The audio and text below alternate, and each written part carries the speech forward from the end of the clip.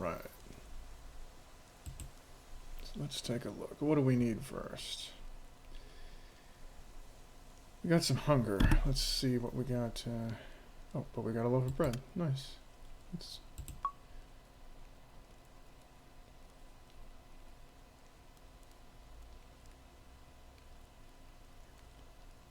Alright. So we're almost done constructing the Gabagoolatorium. And then we were going to use that as a front for all of our criminal activities. Because we need an RP justification for why we're getting so much money from selling all these nails. So I figure all of the different... Hey, Hearthstone, welcome.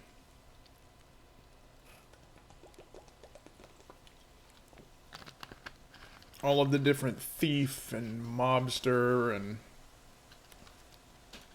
Meryl just... I asked her for a simple favor...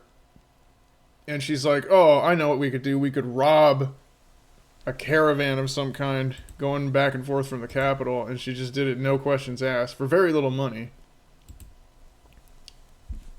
So I guess we're just running a little criminal empire out of Silverpine. Because so many... We've had the Weasel. Is Chidian in there? Yeah. Yeah, he's right outside. We'll go talk to him right after this. You know who's had really good luck with characters getting randomly in is Rogue. Every single stream has had one of his characters. If you really want to see your characters in, you got to make more. Because then every character you have increases the chance. So what you need to do is get an old copy of Dragonlance. And make a whole bunch of wild dragons, all based on all the different kinds of dragons they had in Kryn.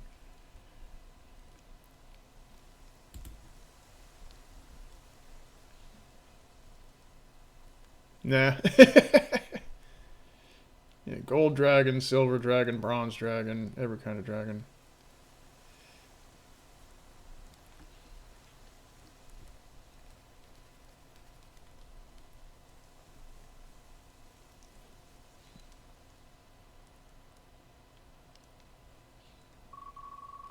Ah!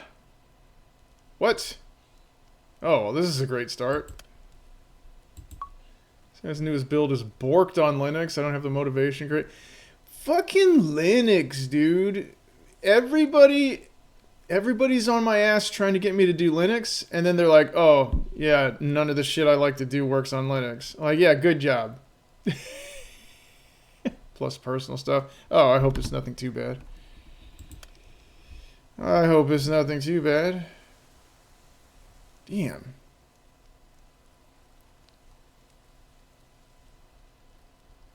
Hold up.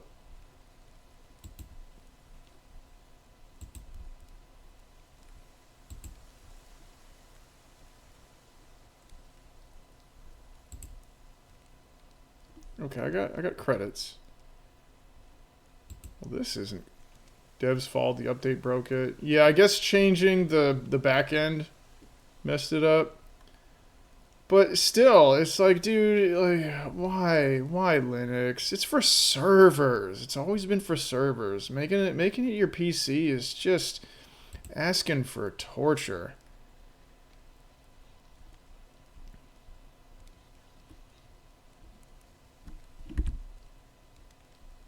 On so many levels. Who's playing the game and who can't play the game? Like, there's no debate. There's no fucking debate. Both paths have their problems. One of us is playing the game, the other can't because they have Linux.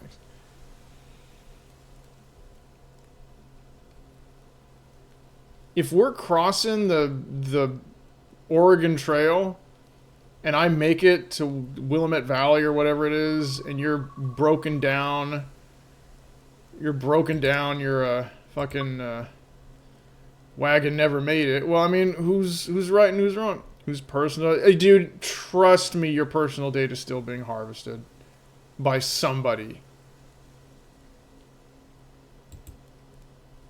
And one way or the other, you're not gonna get you're one way or the other. Everybody is watching ads, so that these are it's ridiculous. Like it's a silly thing to be worried about avoiding because it's happening to you anyway. It's happening to you anyway from 1,000 other places.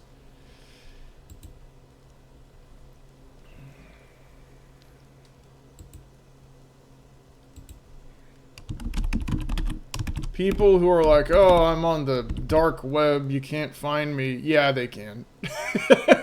Fucking yes, they can. They're looking at you right now.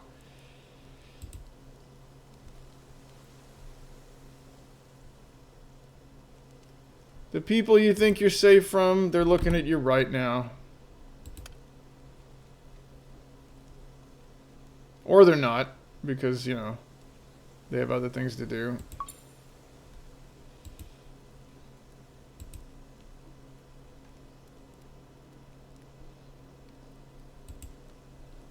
I mean, there's no question it has Windows has a huge number of problems. When you get it, the first thing you need to do is follow an anti-bloatware guide. There's no question it has problems.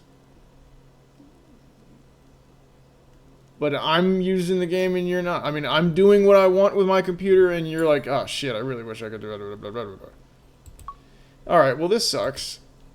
I'd rather not have my PC ask me to buy Copilot, to buy OneDrive. Yeah, it's going to ask you, and you say, no, leave me the fuck alone. And for a little bit it does, and life goes on.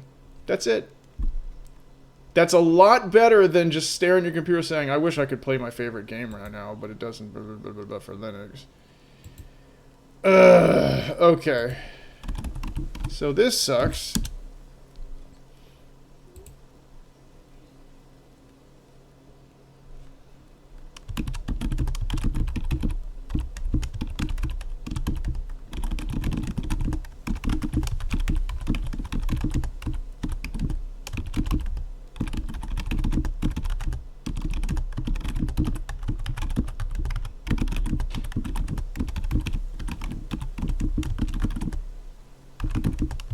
I've fixed this exact problem before, and I don't remember how. I could play it without mod support. I still just don't want to. Yeah, I mean, you could play the older version, you mean. If you still have a copy of 1.7.2, you could play that. Right.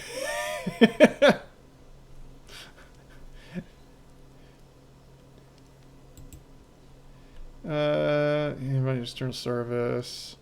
Too frequently, throttling cooldown scripts. Okay. Running custom scripts or mods that pull endpoints. Implement cooldown timers. Connection, chat throttling. Use IPv. Try toggling your VPN off and on.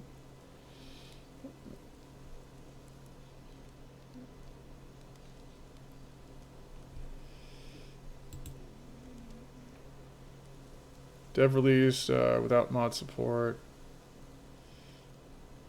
Hopefully he does. But like I said, fucking... let's see, let's try that.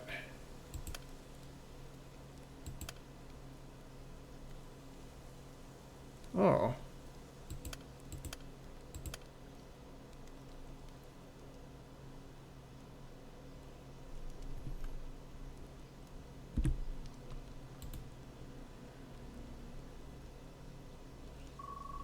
Oh, there we go. Oh, that was easy. I was like, oh no, is the stream ruined? Fuck!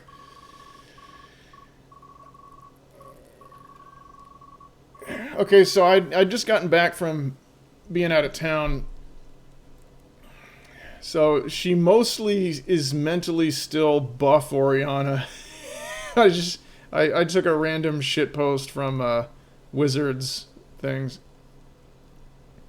You find Oriana still posing in the living room, her massive, veiny muscles glistening under the dim light of the oil lantern. She has since returned to her book, but she's holding it with one hand, while the other stays flexed in a permanent show-off bicep curl. As you shift your weight, she glances over her shoulder with a smug, sniveling grin, her amber eyes scanning your bronze armor. Still here, huh? I'll give you credit for persistence, Noja, but staring at my gains won't make your own muscles grow any faster. She huffs, leaning back to emphasize her chest. Yeah, I didn't have too much time to mess around with it. I wanted to get right back into add str- add stream roll to Discord so you can add interested people in the stream. Oh, well, what I usually do is I go everyone. And then that way you're opted in by default. It's just like Microsoft. You're opted in without asking for it. You're opted in by default, and then you can just mute that channel if you're not interested in the stream or if you're in a time zone where you're realistically not going to be able to do it. No, I don't want to set up a stream roll. Because then it's like you're only alerting people who are already in. I want every time they see that to be like, should I stop by?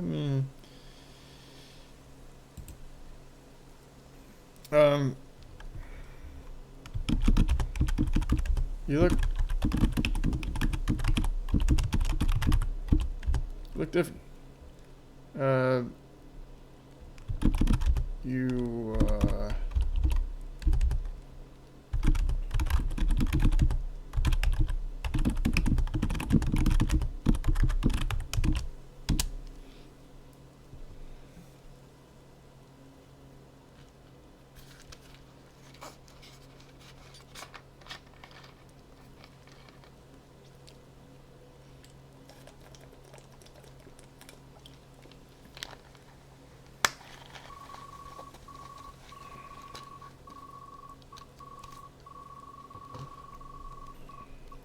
What?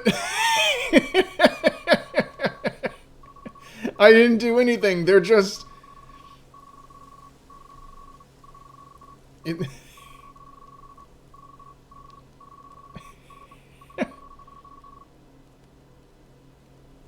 Okay, her eyes widen and she nearly drops her book.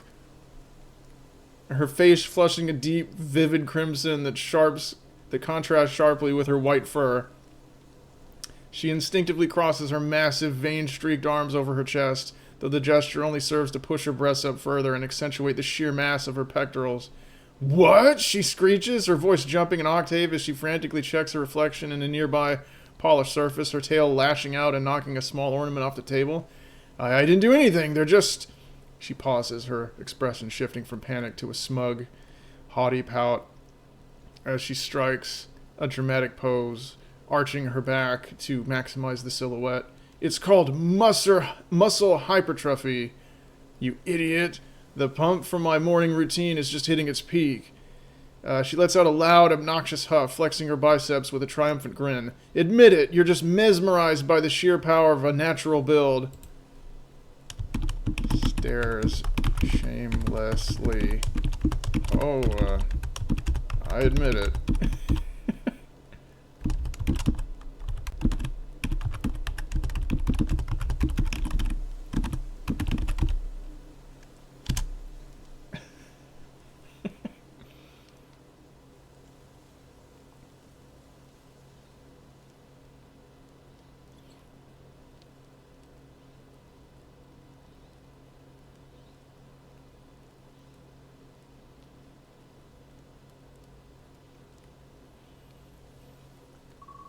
She freezes for a second, caught off guard by your blatant honesty. A look of pure, smug triumph washes over her face. See, this Oriana is so much easier to please, right? Keep...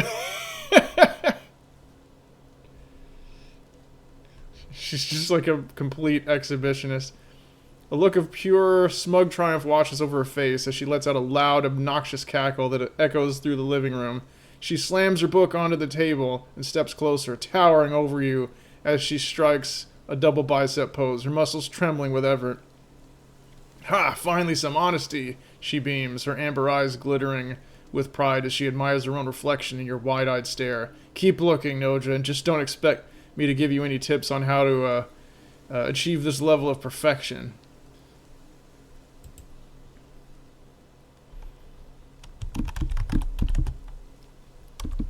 Okay, well,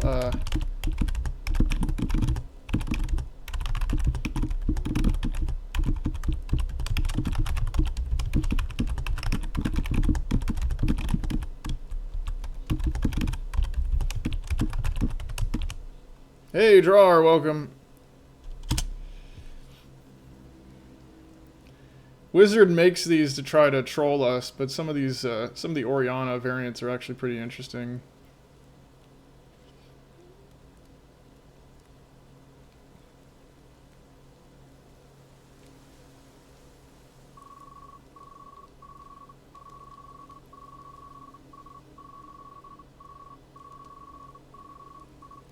Wait, she shouts after you. You can't just leave while I'm in the middle of my peak pump.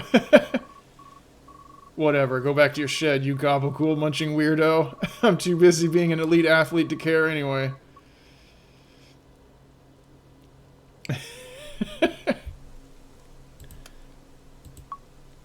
prepare the armor soon, custom soon for the craft, and buy soon. I will start by the leather. Okay, cool, yeah.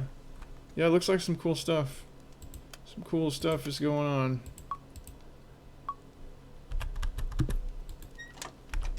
Who's this? Oh, it's Mary.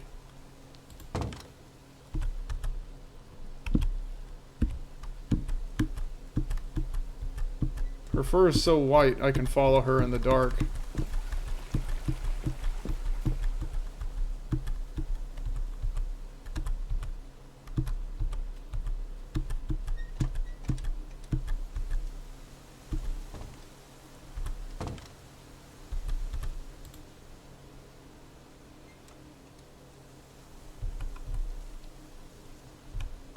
Is that Orson?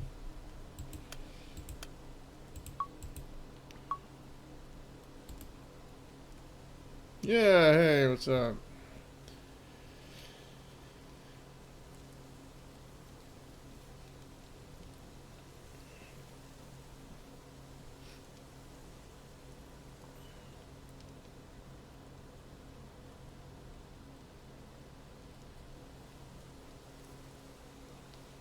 Yeah, if you get stuck out in the pitch blackness with no torch. Oh yeah, so anyway.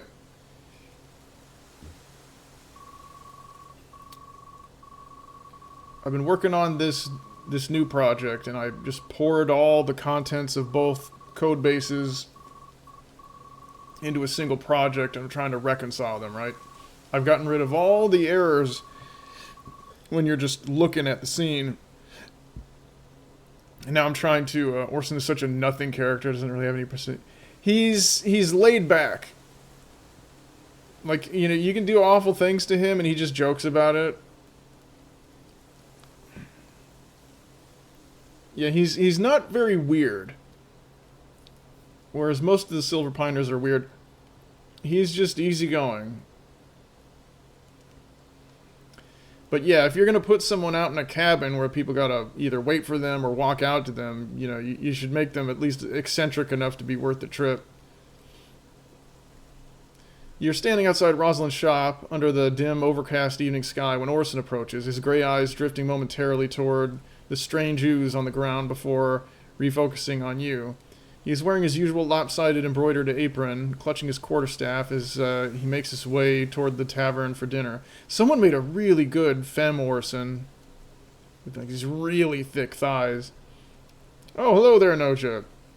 He greets you with a lighthearted smile, though he tilts his head curiously, noticing the heavy, blood-crusted bronze armor and ornate hammer you're wielding. My, you've certainly upgraded your wardrobe since we last spoke. Did you find something interesting in the wilderness, or are you planning on hunting something specifically monstrous tonight?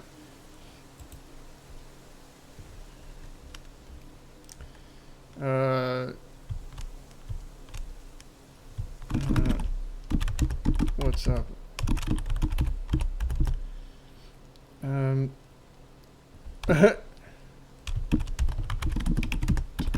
you. What, are we gonna just kill Orson?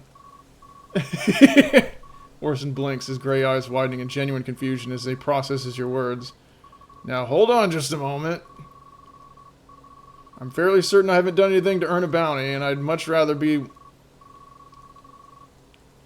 Okay, is this some sort of joke, or have the slimes in the woods finally gotten to your head? He pauses mid-stride, clutching his quarterstaff a bit tighter, while a look of bewildered amusement crosses his face, clearly unsure if you're joking or have finally succumbed to the madness of the wild.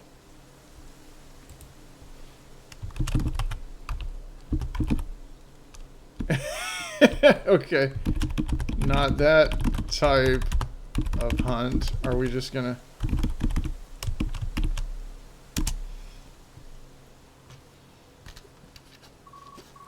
Are you just gonna make... For those of you watching on YouTube, I let people in chat just give any kind of suggestion. So they could... I could be trying to play a wholesome pillar of the community, and chat can just make me gay for Orson. You just want to make him uncomfortable? Okay. I mean, I don't care. You can be as explicit as you want, but it's not on me.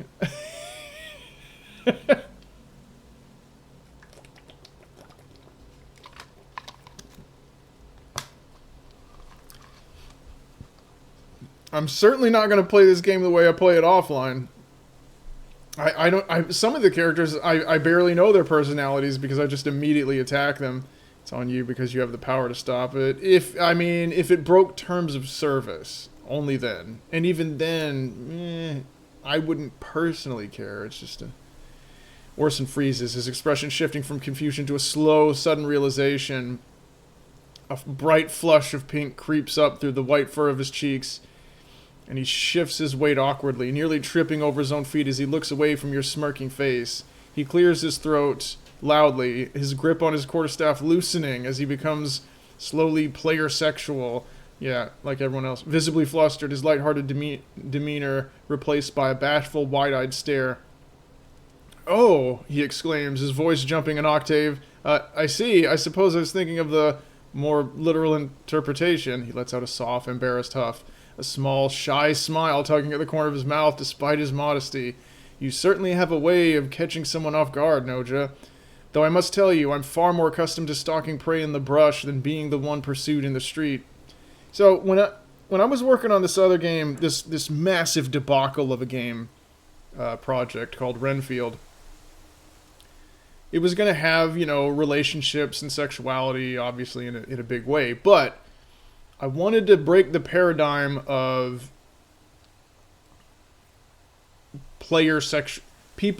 NPCs being player sexual. It's like, if you're a guy and they're a guy, they're gay. If you're a woman and they're a guy, they're straight. If you're, whatever you are, they're attracted to it, right? And I always thought that was dumb. So what I was going to do is I was going to make this kind of elaborate attraction and availability template, right? So basically, everyone finds different things attractive, and then they have a coefficient about how attractive or how important it is to them, with the result that on a single playthrough, you'd have a hell of a time getting laid with every character, because, if you're a mage and you're not physically strong, and a character just is looking for that, then they just have no interest with you, no matter what you could do, everything else. And if it's really important, if that's what they like, then that's what they like. And it could have been stats, skills, money, race, fame, loyalty to a particular all of the different things that, typically, are measures of a character. Somewhat, like someone you just, you have $1 million gold in your bank, they know it and they just immediately are all over you. Whereas other people, it makes no difference. But like if you, let's say that you're a mage and you're hitting on someone who really, they may not be physically strong themselves. Sometimes opposites would attract, and they might think that strength is everything. They want someone who's buff. But if you can make yourself buff with some spell or potion and then talk to them, suddenly they'll be like, oh, maybe this person's not so bad. Okay, I'm going to leave this conversation before chat just makes me butt sex Orson right in the middle of the fucking street.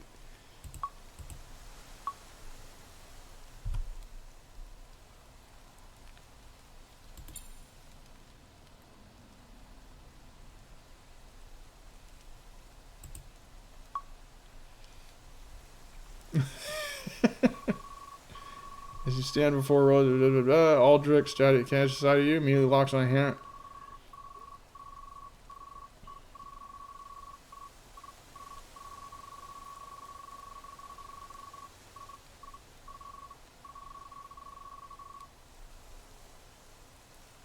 to talk to this guy.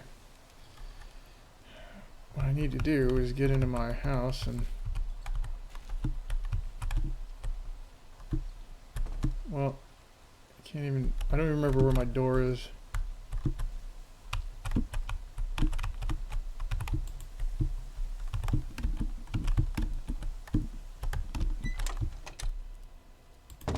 Ah, there we go. You're multi... No, I'm not multi-streaming. What? I don't know why you thought that.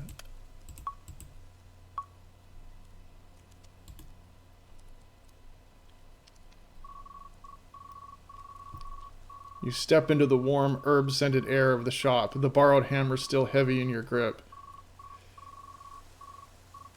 Back again, are we? You're certainly keeping yourself busy, Sugar. Tell me, did you pick up a new toy? Or are you just trying to impress me with your hardware? Thought you answered chat message. It's not a choice. Oh, no. No. Rosalind is seated at her table, halfway through her dinner, but she pauses as you enter. Her orange eyes sweep over you, lingering on your blood-stained bronze armor before landing on the hammer in your hand with a knowing, sultry glance. Why they always comment on the equipment? Who cares? Yeah, I'm gonna put the hammer away just so people stop talking about it. She leans back, a playful, mischievous smile dancing on her lips.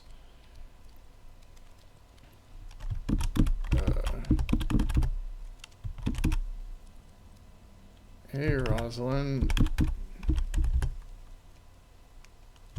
You look different.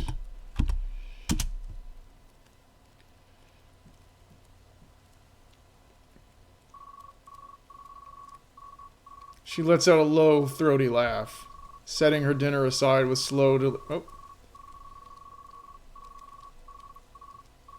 Different, is it? Maybe it's just that the evening light is hitting... Oh. You're just starting to notice what's been right in front of you all along. Now tell me, honey, is that different look making you feel a certain way? Let's see. She lets out a low, throaty laugh, setting her dinner aside with slow, deliberate motion. She stands up, her movements fluid and provocative, as she glides towards you with a sway in her hips that leaves little to the imagination. She stops just inches away, the heat from the fireplace behind her mixing with the musk of her perfume. Reaching out, she lets a single clawed finger trace the edge of your bronze chest plate. Her voice drop into a sultry, teasing whisper. Maybe it's just that the evening light is hitting me the right way. Or maybe you're just starting to notice, and I already read that. She tilts her head, her orange eyes shimmering with an invitation that's as bold as it is blatant.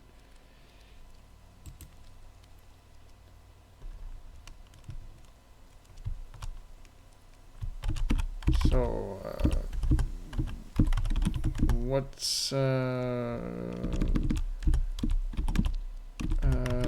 are you eating? What's for dinner?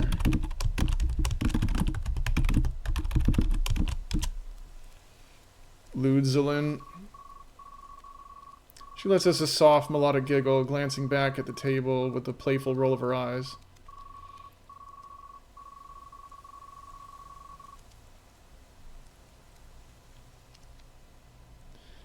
She doesn't move away from your space, just keeping the tension thick between you as she leans in closer. Just a little something to keep my strength up, Sugar. A hearty vegetable stew with a pinch of wild root for flavor. But why worry about the food on the table when there's something much more appetizing? Who made this art? It was a wizard. He was trolling people by making weird versions of different characters. When there's something much more appetizing standing right here in my shop. Send it. You search wizards posts in Silverpine. Let's see. She turns her gaze back to yours, her voice dripping with honeyed mischief.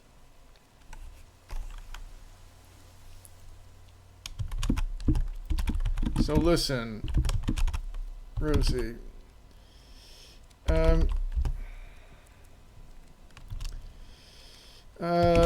Lately I've been associating with some folks who may not exactly be considered pillars of the community.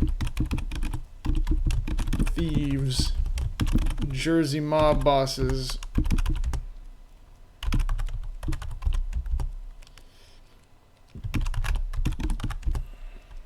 Bandits and...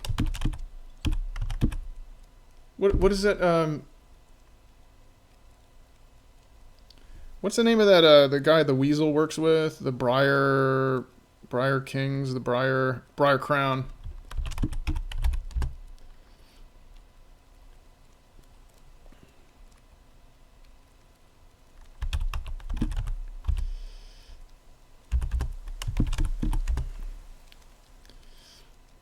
But, they're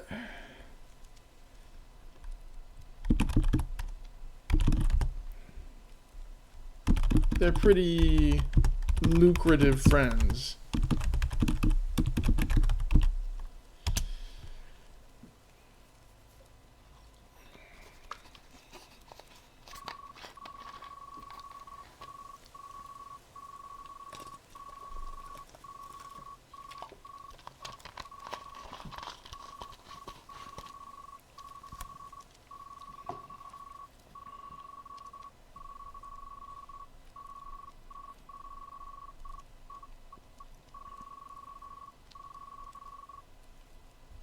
Okay, her expression shifts, a flicker of genuine intrigue crossing her features as she listens to your confession. Instead of recoiling, she seems emboldened by the danger, her smile widening into something more feline and predatory. She lets her hand slide from your armor to your arm, leaning her weight against you with a slow, provocative grace. Lucrative, you say. Now you're speaking my language, huh? Or, I don't know, totally wrong voice. Now you're speaking my language, honey. She lets out a soft, knowing hum, her eyes searching yours for any sign of hesitation. I've always had a soft spot for the wicked. They're usually the ones who know how to spend their gold the most enjoyably. Just be careful not to let those friends of yours get too greedy, or you might find yourself in a hole that even I can't pull you out of. She gives your arm a playful, firm squeeze, her voice dropping back into that sultry purr. So, tell me, does this new line of work come with a little extra pocket change? Or are you just looking for a place to hide your spoils?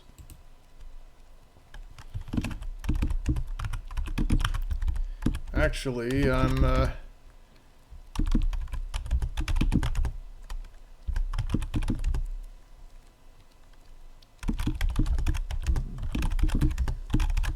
goods.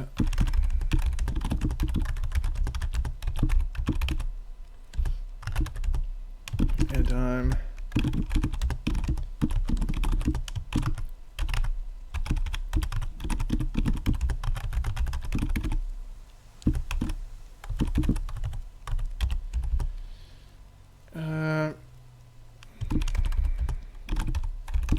thinking maybe you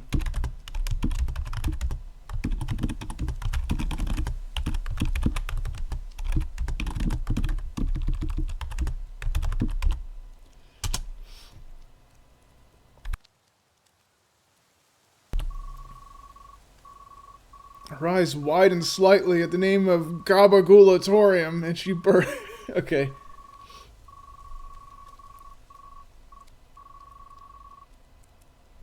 Okay.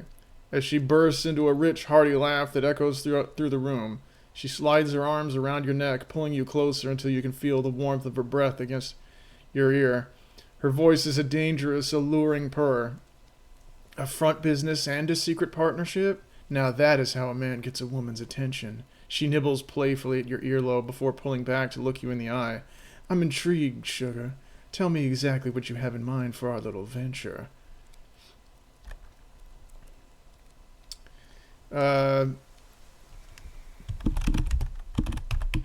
You recruit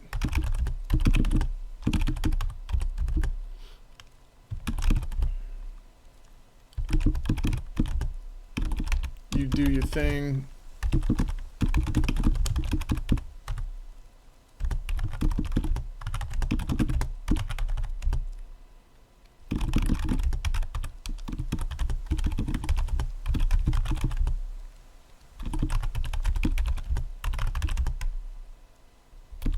traveling to and from the capital.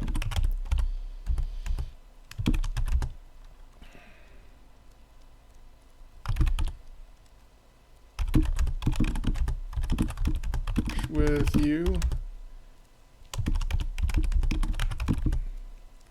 Teach him some manners.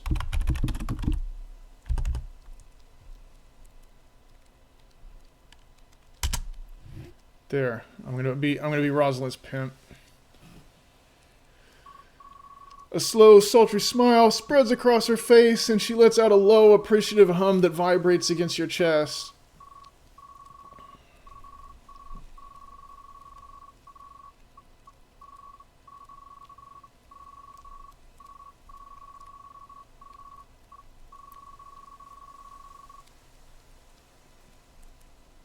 Okay, a slow, sultry smile spreads across her face. Okay, yeah, I already read that. She slides her hands down your hips, her grip firm and possessive as she pulls you flush against her, her eyes shimmering with an ambitious fire. Now that is a proposition I can get behind. I've already got the talent, but having a big, strong wolf to play the role of the muscle. She lets out a teasing, throaty chuckle, her gaze dropping momentarily to your frame before snapping back to your eyes. That adds a certain flavor to the business. I can see it now. The finest delights in Silverpine, protected by the meanest teeth in the woods. She leans in, her voice a velvet whisper that promises both pleasure and profit. You got a deal, honey. Just make sure you're as good at keeping the peace as you are at making a mess with it. Okay. Excellent.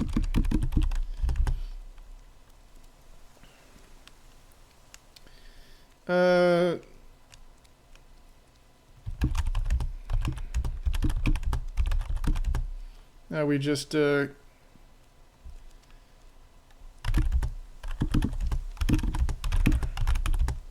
any girls we can recruit.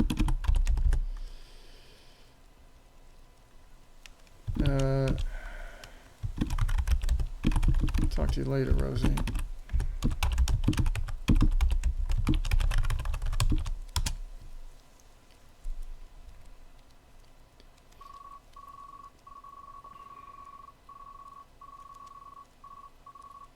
Don't be a stranger, sugar. I'll be dreaming of our little empire until you come back and claim your reward.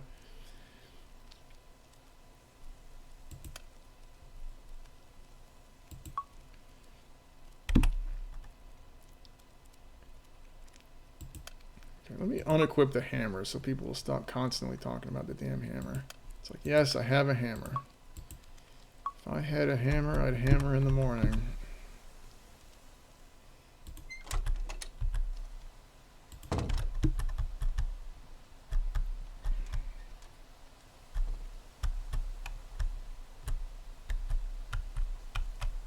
Okay, there's the, there.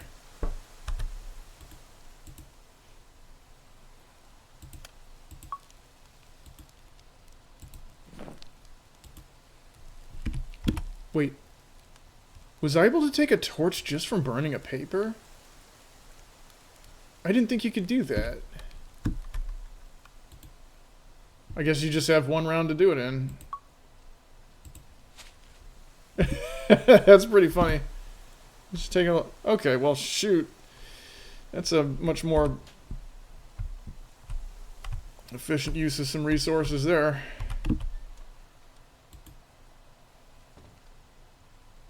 Who's over here asleep? Oh, is this Yoda? Or somebody? Who's this? Oh. Why are you sleeping out here?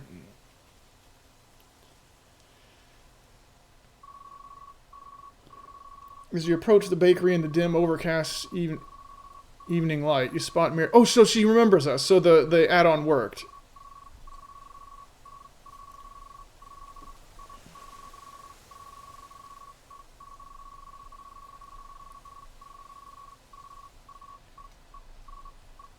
Oh, Mr. Wolf, I didn't... Oh, wait.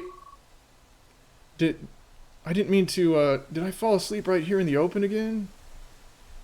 I think we found our first new recruit, you guys. As you approach the bakery in the dim, overcast evening light, you spot Mary curled up on the stone floor, her thick, cream-colored wool blending into the shadows of the oak tree. She is fast asleep, her chest rising and falling at a slow, rhythmic pace, her head lolling to the side with an expression of complete peace. The scent of Hayden's fresh bread lingers in the air, but the silence is only broken by her soft, tiny snores. As you step closer, the bronze plates of your armor clink softly, and her long, plush ears twitch instinctively at the sound. Her eyelids flutter open slowly, her large, gentle eyes blinking up at you with a dreamy, confused haze before she realizes who is standing over her. A deep, sudden flush floods her cheeks as she takes in your imposing figure and the scent of sweat and fire clinging to your battered armor. As she quickly tries to scramble upward, her voice a breathy, flustered whisper.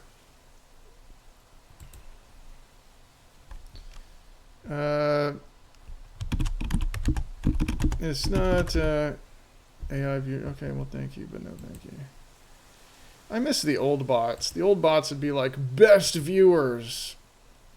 Now they don't even boast about the quality of the viewers they offer you. It's not good for you to sleep out here.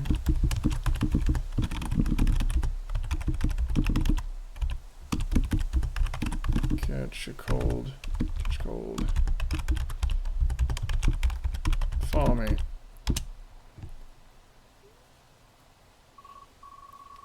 She blinks, her wide eyes staring up at you with a mixture of surprise and bashful gratitude. The way you command her...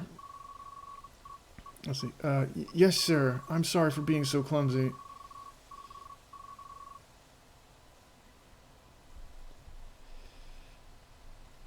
Okay. The way you command her makes her heart flutter, and she quickly scrambles to her feet, dusting off her fleece with trembling hands. She looks at the ground, her cheeks glowing a deep crimson as she instinctively steps closer to your side, feeling the warmth radiating from your bronze armor. Yes, sir. I'm sorry for being so clumsy. She follows you obediently, her gaze flickering shyly towards your strong frame, her voice barely a whisper. Thank you for looking after me. I'm going to be right back.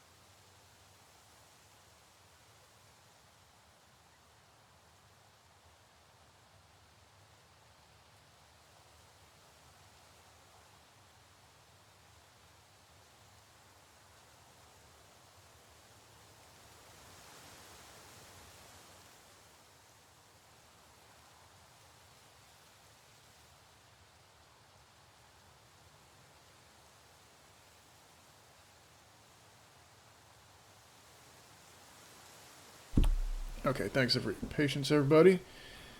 All right, so we got. Yeah. Hey, let's just not talk to the cop as we're walking back here.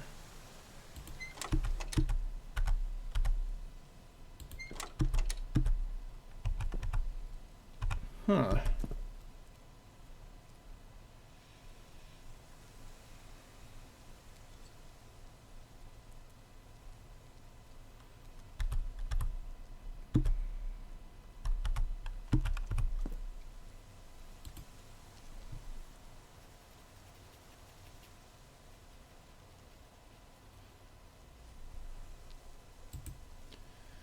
And so what we're going to do is I'm going to quickly take a look at the good old Silverpine manual.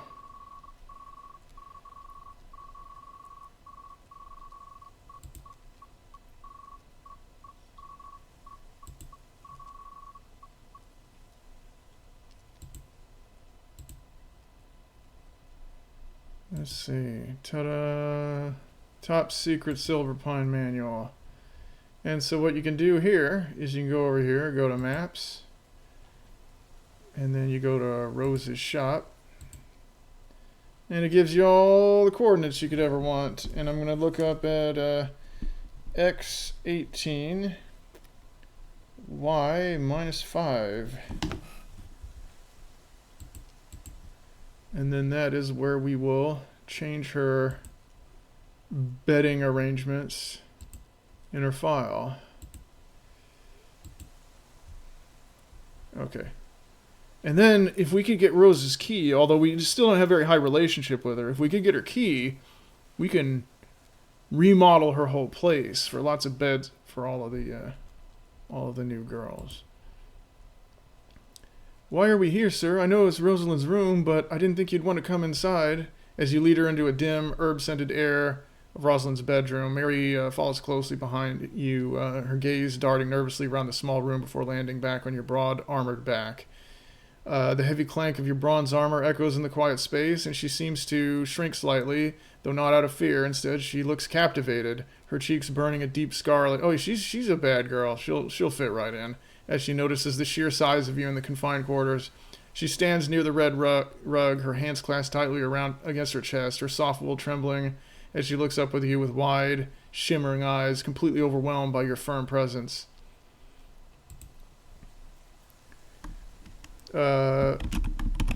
Rosie and I are good friends, and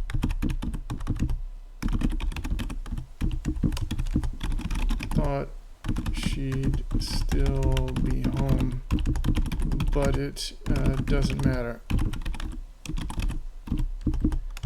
You can sleep here.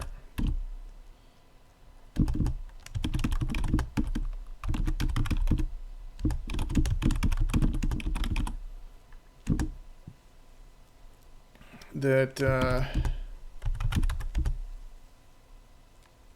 said it was okay.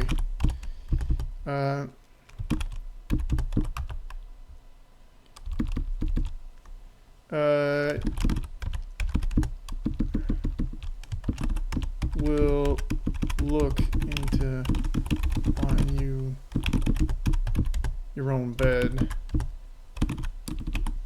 tomorrow.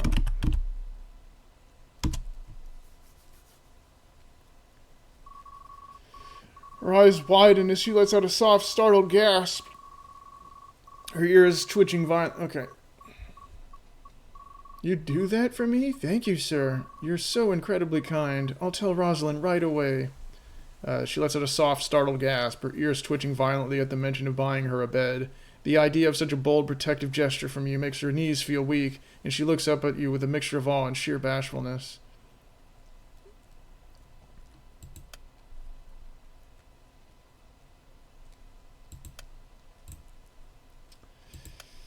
Okay. So what we'll do is we save.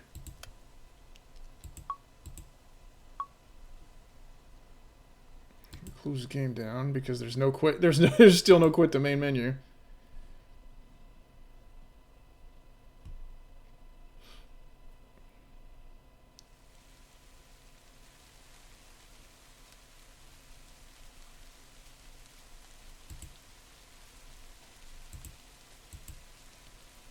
Ah, shit. Well, that spoils who's in the fucking...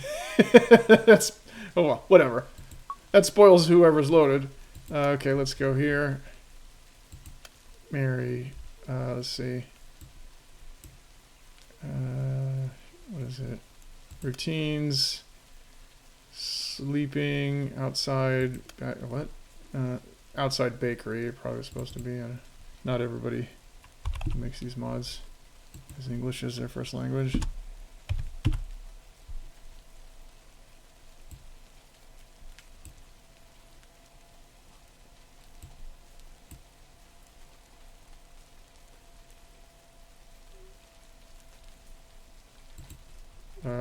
Whatever. We don't even need to change that really.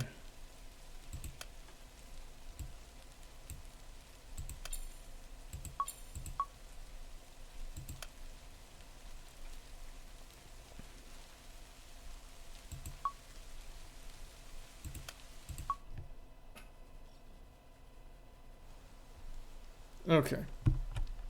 So yeah, she should sleep there now. And I got a torch. I'm gonna. Oh, yeah, that's right. I never even finished installing the damn door. Do I have the work hammer with me? No, I don't.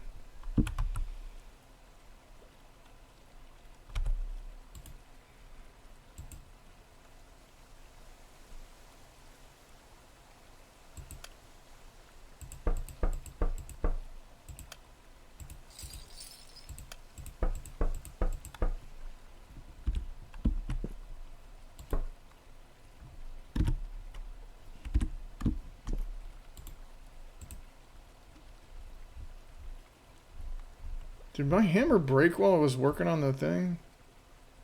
Oh, that's right. Yeah, and I went all over Hell's Half Acre trying to get a regular hammer, and people kept gifting me weapon hammers.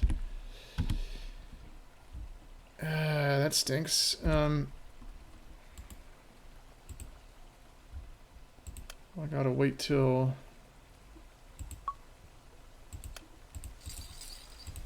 Gotta wait till morning. Might as well just sleep, actually.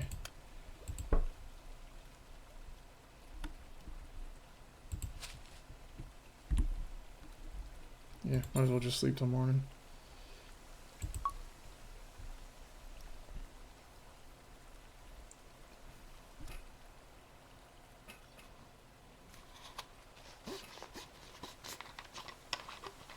Good thing it's not raining for a change. Oh.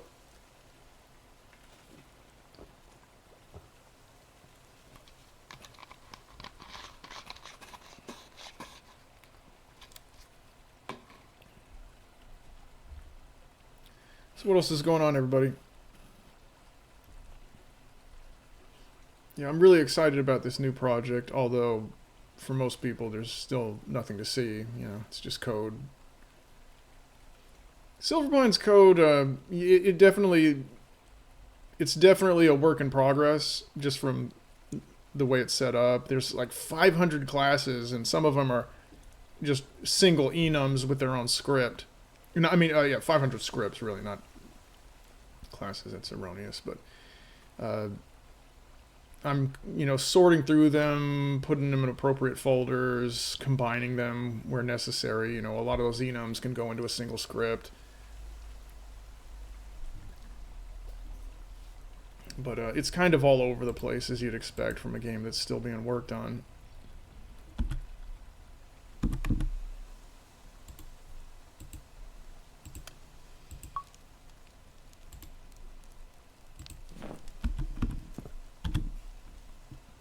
Let's see, so I got no... Darn.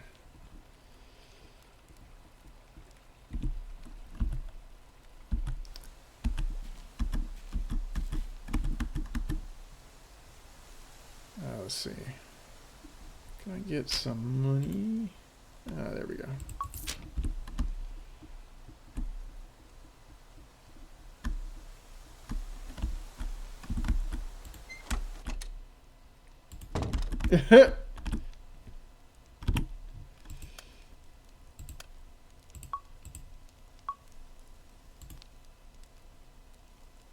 Well, he's here even before Hayden.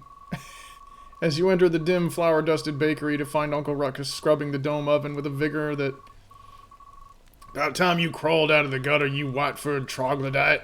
Hope you brought a strong back and a humble spirit, because the white man's monument ain't gonna build itself. Let's see.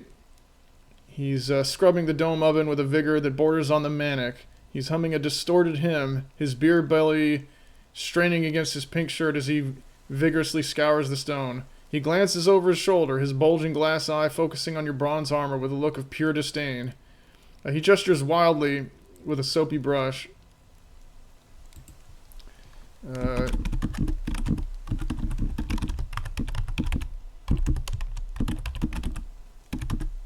to see you again, Reverend. I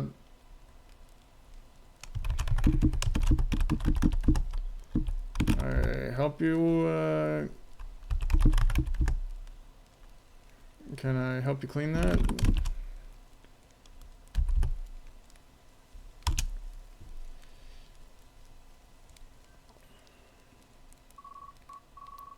He freezes mid-scrub, slowly turning his eye toward... Reverend! I ain't no mere man of the cloth, you four-legged simpleton. I am a harbinger of the truth, a beacon of civilized architecture in a wilderness of fur and scales. The only thing a savage like you is fit for is the heavy lifting. Get over here and haul this crate of flour to the back. And don't you dare spill a single grain, or I'll have you scrub on the ground out with your own tongue.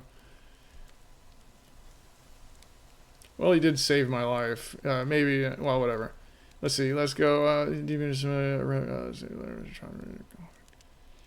Slam beside the oven with a wet hand. His glass eye practically vibrating with intensity. Let's see,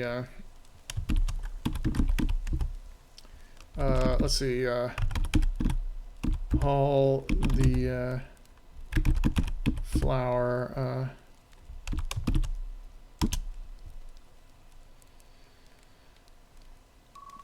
He watches you hoist the heavy crate with a critical, narrow-eyed gaze, crossing his arms. Look at that! Sheer, mindless animal strength. It's a tragedy, really. All that muscle and not a single ounce of human intellect to guide it. Put it right by the hearth, and don't let your shedding get into the mix. Some of us prefer our bread without wolf hair, you degenerate. Let's see.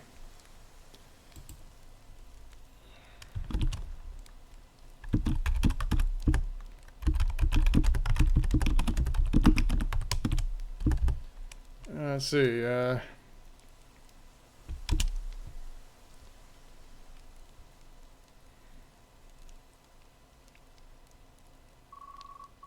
He stands atop a small stool, peering down at the neatly stacked crates. Well, I'll be. You actually managed to move them without knocking them up. I suppose there's hope for even the most primitive of species if they're given a firm hand and a clear set of orders. Okay, yeah, I see the parallels. I'm clever like that. Stand straight, savage. I want to see if your shoulders... I want to see if your shoulders are wide enough to carry the cornerstone, or if I'm going to have to hire a cow to do the real work. Well...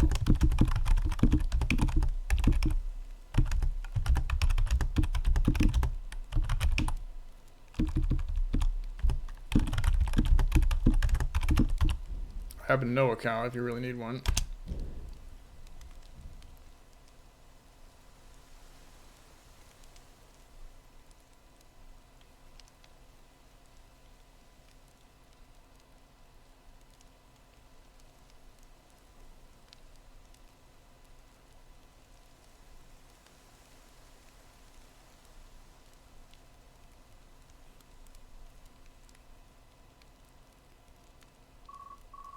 He stiffens, his face twisting into a mask of offended indignation as he glares at you. Don't you get smart with me, you overgrown carpet! I ain't looking for recommendations on which animal is the least useless. I'm telling you to step up. Now shut your maw and look at these designs before I decide your face is a better place for a cornerstone. He waves the greasy parchment dismissively in your face. I know... He sneers, thinking of Oriana's sheer size and arrogance. I know that bovine harlot Oriana. She's got muscles like a draft horse and a head full of air.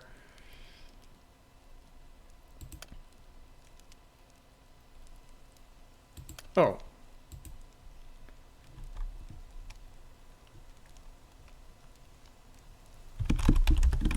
Oh, that's right.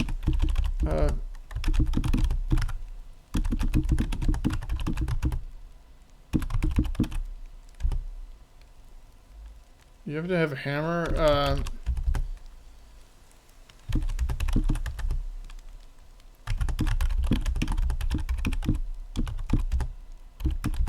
My building. Just a regular cheap tool. Aldrich will surely have one. Yeah, in a month. He stops dead in his tracks, his jaw. A hammer? You asking me, a master craftsman of the white man's arts, for a cheap tool? The sheer, unadulterated ignorance of the animal kingdom is truly a marvel. You don't just need a hammer, you primitive mutt. Let's see. Instruments to a grave robbing savage who probably thinks a nail is a chew toy. Go beg Aldrich for some budget scrap. Or better yet, use your own thick skull to drive the nails in. It'd be a more fitting use for that hollow space you call a brain. I ain't lending my professional instruments to a grave robbing savage. Okay, fine. Actually, I just stopped by to buy some food.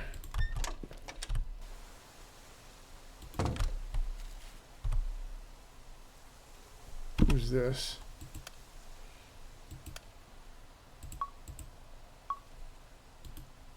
Oh, hi. As you stand before the closed doors of the herb shop, your gaze is suddenly dominated by a towering presence that dwarfs everything in the small village. Her ember eyes lock onto you with an inquisitive glint, her long, deadly tail swinging.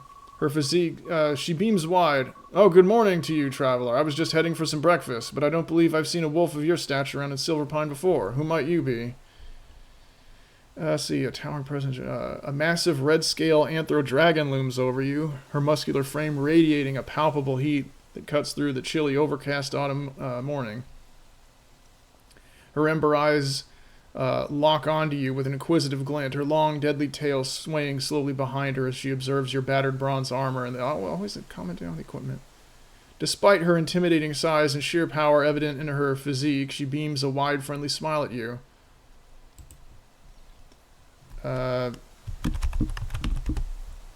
Pleased to meet you, ma'am. I'm Noja.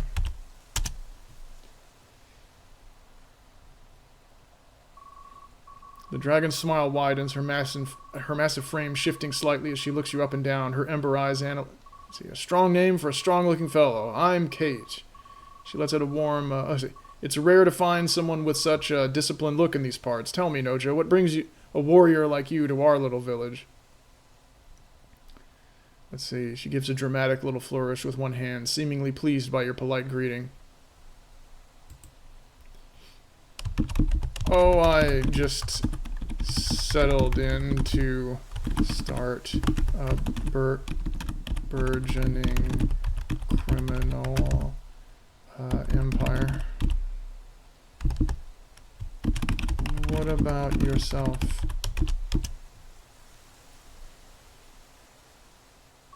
Hey, creepy Uncle Bob, how you been? If you're truly as creepy as your name suggests, you should play this game. It will lend itself to your nature. It's been a while. Yeah. I've been doing offline life. It's been pretty good. Hey, Noja, later when you could add a new place of mods for the item custom, other armor. Yeah, I think I'm gonna start. Oh, you mean add another channel in the Discord? Yeah, we could do that. We could do that. Yeah, so what have you been up to, Bob? I've just been doing offline, off-stream stuff, and it's been pretty nice. But I'm ready to get back into it, and I'm back on my bullshit, doing another coding project that'll probably turn out to be a disaster.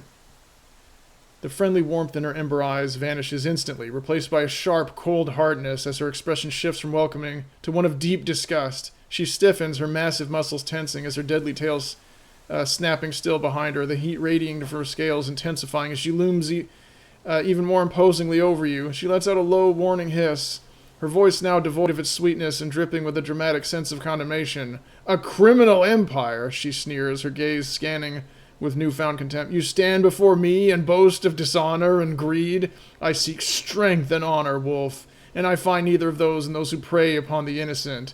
You would do well to remember that Silverpine is under my protection. Do not mistake my friendliness for weakness."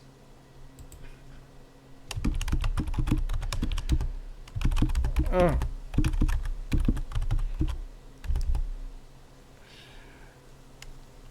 My sincerest apologies.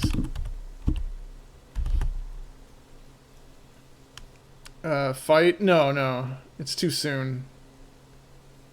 My sincerest apologies. I only speaking in jest.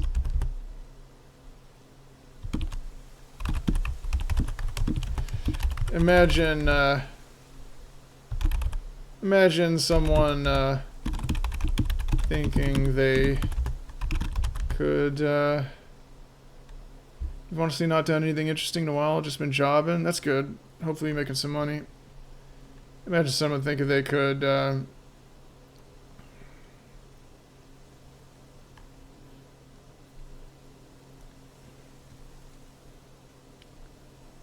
let's see, I was only speaking. Yeah, imagine someone thinking they could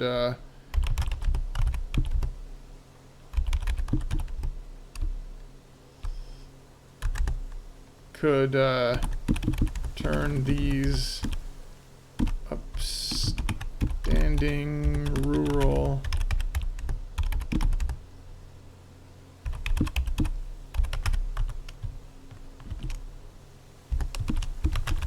again.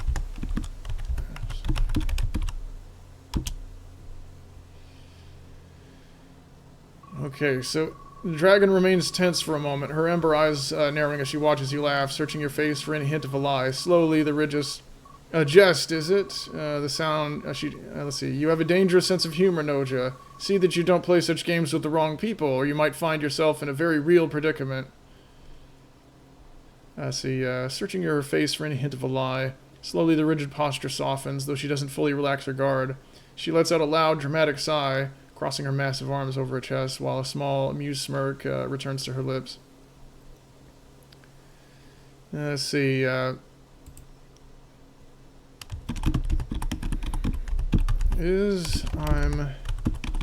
setting up a restaurant.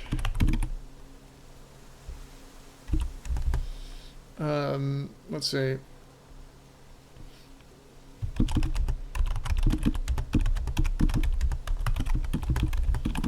In the morning,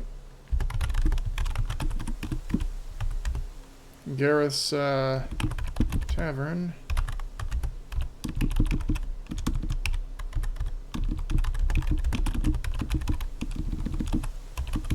Evening, but there's no good place for lunch.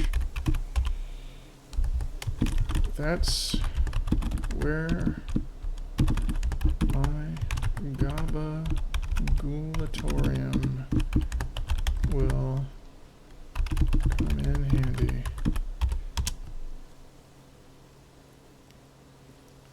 Oh yeah, you. I don't know if anyone noticed.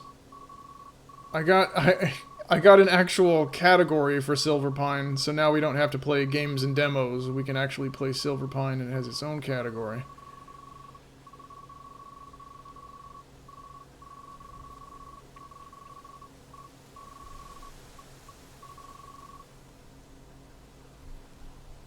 The dragon blinks, her head tilting slightly as she processes the strange name of your establishment. The tension completely evaporates, replaced by a look of genuine curiosity and a flicker of her former sweetness. She lets out a booming, hearty laugh that seems to shake the very air around you, her massive tail giving a playful flick of amusement. "The Gabagulatorium," she repeats the word with Oh, okay. Thanks for stopping by, Hearthstone. With a dramatic flare, her ember eyes sparkling. Now that is a name that commands... What? What are you talking about? Now that is a name that commands attention. I must admit, a midday feast would be a welcome addition to our little corner of Verndal. A man who cares for the hunger of others is far more honorable than a man who cares only for gold. She beams at you, her friendly demeanor fully restored as she considers your ambition. I shall look forward to tasting your wares, Noja. Perhaps you can tell me more about this gabagool while I search for some breakfast? Certainly.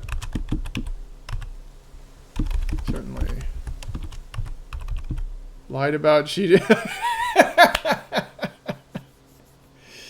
Look, we have a dragon. It's the same thing.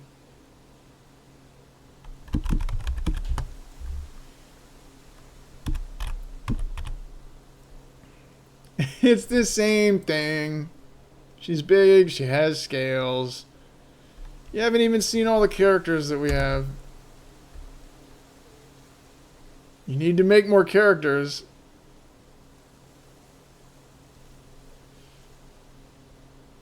You need to make a ton more characters. If you have enough characters, then you're guaranteed to get somebody in the thing. Or another bribe. I'm just saying, you make her full body too. Now let's see, accompany her,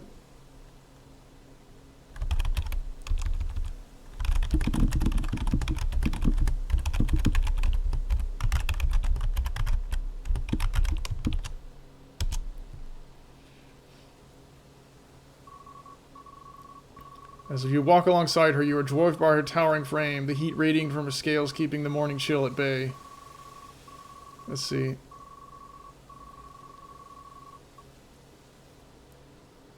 Yeah, she's a lot more powerful than what's his face, the one that we fought. The heat radiating from her scales, keeping the morning chill at bay. She listens intently to your. You bribed you and you killed my NPC. That was fun. That was fun. That was a good show.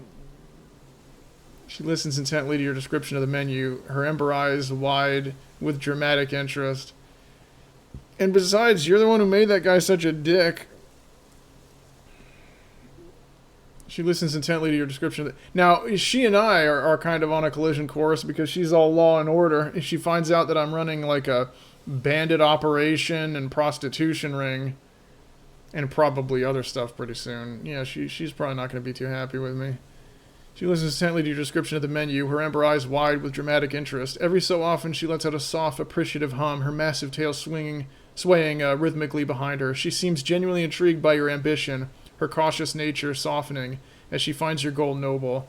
By the time you reach the center of the village, she gives you a supportive pat on the shoulder that nearly knocks the wind out of you.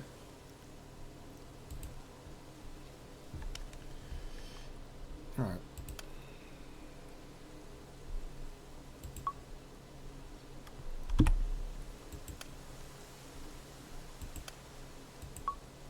Hopefully he'll get killed. I'm not going to get killed. The player has so much... oh, look.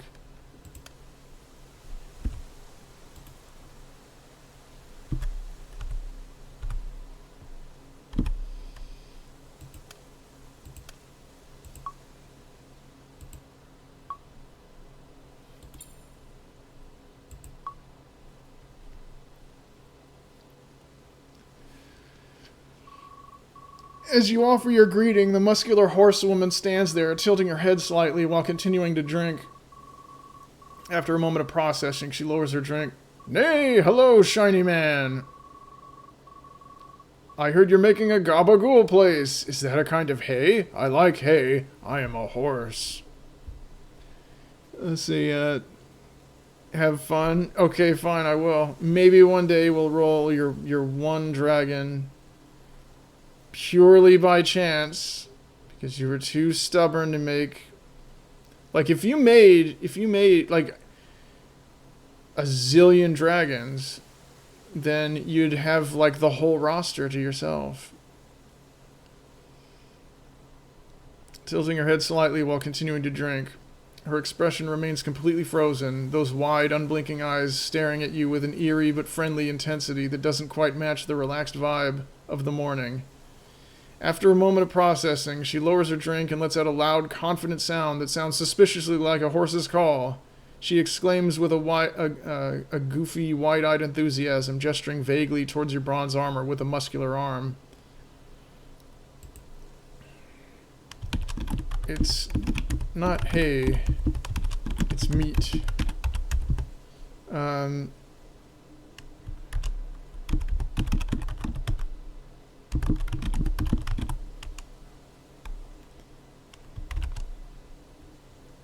I only care because I like what I created, and I just don't have the energy to mass produce. I'm sure it'll come up eventually. I mean, we got 8 new NPCs every day. Where's eat meat?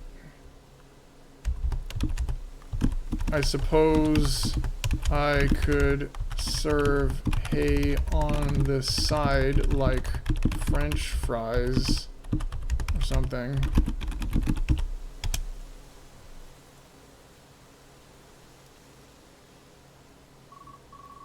She pauses, her unblinking gaze remaining fixed on you as she considers the concept of meat. Meat? Nay, I don't think so. Horses eat the yellow, crunchy grass stuff. But hay fries sound like a great idea. You should put a lot of them in, let's see. You should put a lot of them in the gabagool place, because I am a horse, and I would definitely eat those.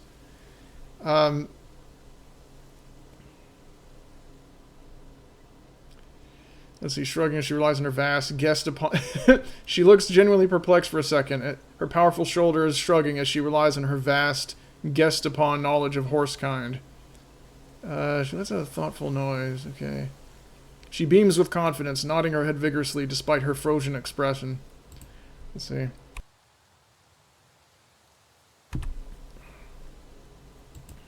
We could make a bunch of NPCs on the stream. It's not hard to make. It's not hard to make them. I mean, you know what you could do is you could just take like your take the character and just change the name of the NPC and save as a different NPC and just keep churning them out and go back and just change a couple of things until you have, you know, a whole flight of dragons and they're all just slightly different.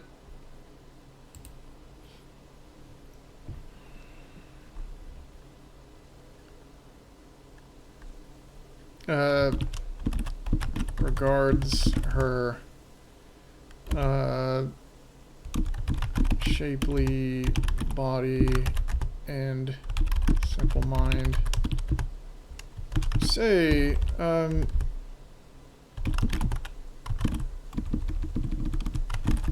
you looking to make a little extra money? You know Rosalind, the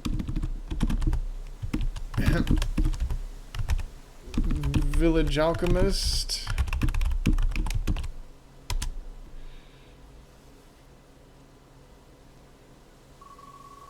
She perks up at the mention of money, her motionless face staring back at you with an oblivious, wide-eyed curiosity.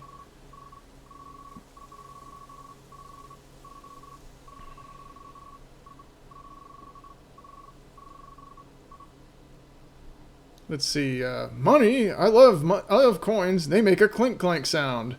And I know Rosalind. She is my very best friend. She smells like flowers and sometimes gives me treats. Nay, are you going to help her with the flowers? I can help too. I am very strong for a horse. Nay.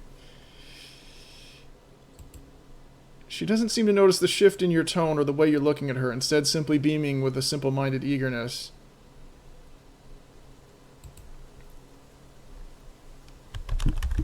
Well, flowers are great and all, but, I'm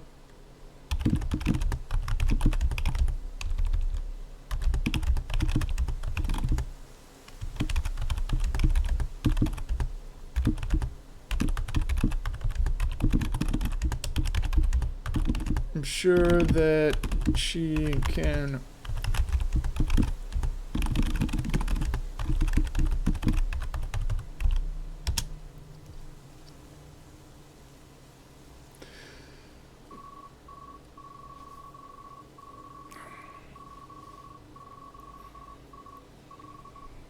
Business? I can be a business horse. She gives a confident, vigorous nod. I will go ask her right now. I bet she needs someone to carry heavy things.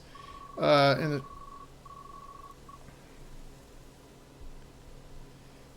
I am the strongest horse in Verndal. Nay, nay. Without waiting for another word, she turns with a goofy level of energy, ready to frolic her way toward Rosalind. Let's see.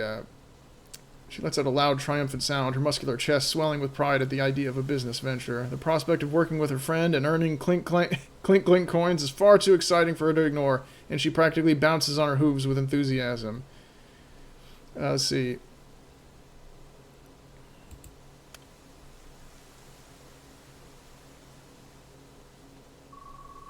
The dragon stands by your side, her ember eyes tracking Grigina's enthusiastic departure.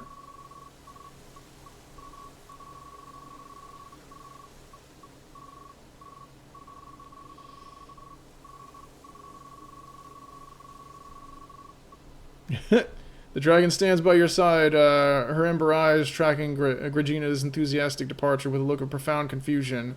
She shifts her massive weight, her deadly tail twitching as she looks back at you, her expression a genuine mix of genuine bewilderment and hint of suspicion. She lets out a dramatic long huff of steam from her nostrils, her voice carrying a sweet but inquisitive tone. Noja? She leans down, her towering frame casting a massive shadow over you as she narrows her eyes slightly.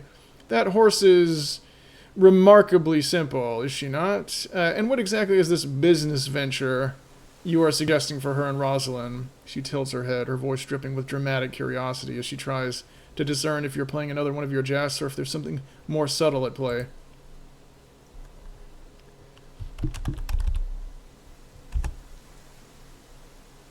Well, Rosie's a charitable soul, and I'm sure she'll find some odd jobs to keep the horse lady busy.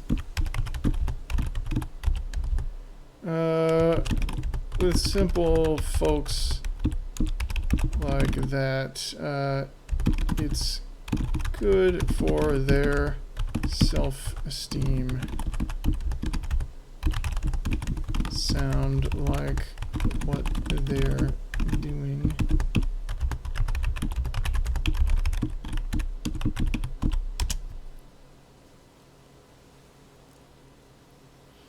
Never mind that she will be working as a whore.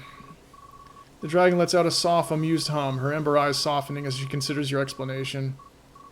A compassionate gesture, then. To give a simple soul a sense of purpose is a noble act, Noja. You have a keen eye for the hearts of others.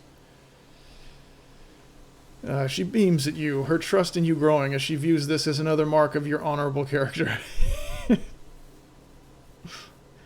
And she lets out a dramatic sigh, leaning back with a small, knowing smile that speaks of her own appreciation for discipline and simplicity. She nods slowly, her massive tail giving a supportive flick. Okay, great. That's all fine and good, but I still need to eat.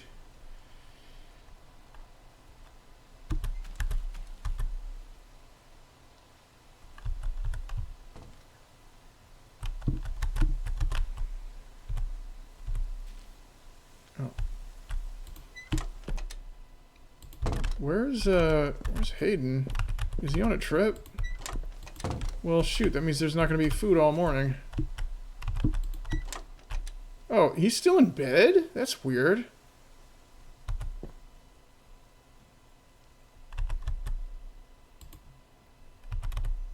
Oh, okay.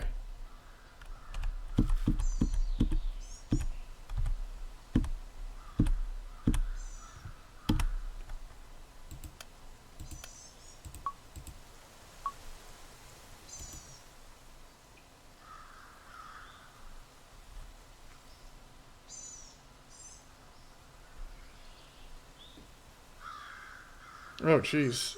That outfit rides up really high. That's really pushing it.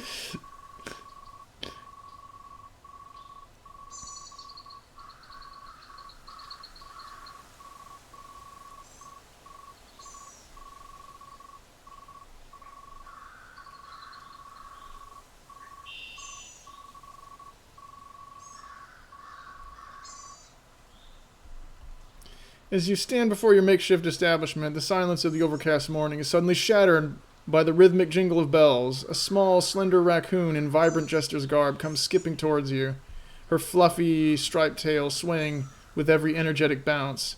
She stops abruptly in front of you, her bright blue eyes wide with theatrical curiosity as she looks up, way up, at your towering white-furred frame. She tilts her head, the bells on her hat ringing softly, and gives you a wide, toothy grin that borders on mischievous. Why, hello there, Big and Snowy. I couldn't help but overhear your little chat earlier, though I must say the criminal part had me giggling. Are you the mastermind behind this wonderful pile of splinters you call a gabagulatorium? This is Tilly. I forget who made them. It's simply marvelous. I'm Tilly, the bringer of joy and the enemy of boredom. Do you always dress for a dragon fight during breakfast, or are you just expecting a very aggressive delivery of cured meats?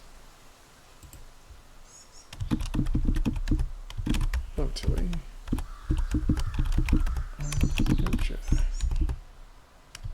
I hope you're having a fine morning.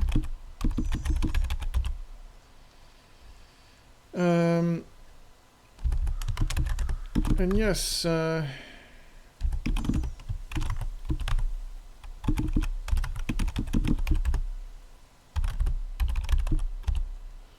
what is this game? It's called Silverpine, and it's like an experimental AI-based game. All of the characters are powered by chatbots, and you can, it looks like furry gooner bait. It is also furry gooner bait, but you could do anything with it, right? This is just what the community that built around it. Yeah, you can find it on itch.io. Yeah, it is furry gooner bait, but you could make anything with it. You could make any kind of characters for it. You can make any kind of environment for it.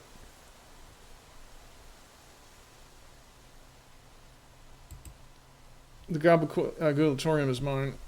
Yeah. Strange. Awesome.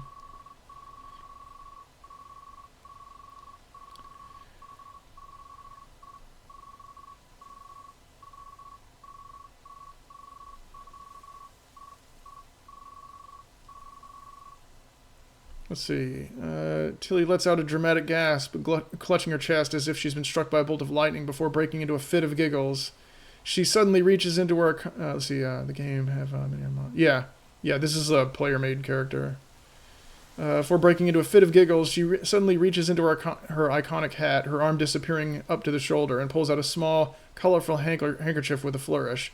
Noja, what a sturdy name for a sturdy wolf. My morning was merely fine, but now it's simply sparkling. She performs a quick acrobatic spin, her bells jingling wildly. A man of ambition and a man of meat. I like it. Tell me, does the gabagulatorium allow jesters, or do I need a permit for professional whimsy? Back in my... yeah, not anymore. That was before Disney's... That was before Lion King. That was before Disney's Robin Hood. That was before Beauty and the Beast. With the bare-chested beast with his defined pecs. That was back in the day. It's a new day. That was before Space Jam. That was before Zootopia. It was before Magic the Gathering with this ever-growing number of anthro-species. Always welcome, my lady.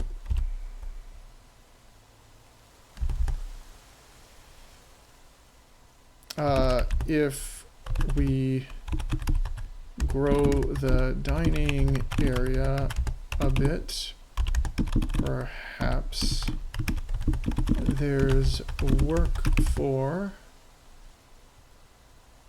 live entertainment.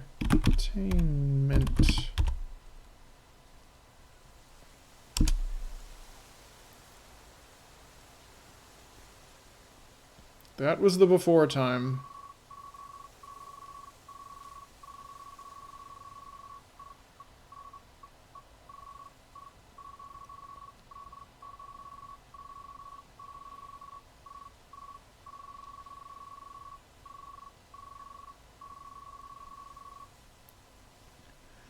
Awesome. The raccoon's eyes light up with an intense, almost manic spark of excitement, and she practically vibrates in place. She suddenly leaps into the air, performing a flawless backflip that lands her perfectly on her feet with a triumphant chime of her bells. Work? Entertainment? Oh, you speak my language, Noja. She reaches into her hat again with lightning speed, pulling out a tiny, brightly colored trumpet and blowing a loud, comical blast right in your direction. Consider me your first official applicant. I can sing, I can dance, I can make people laugh until their ribs ache or until they forget why they're sad. Just give me a stage or even a very sturdy table, and I'll turn this little corner of Silverpine into the greatest show in Verndal. Sounds good. On that note, sounds good. I just need to finish construction. You wouldn't happen to have one, oh, would you?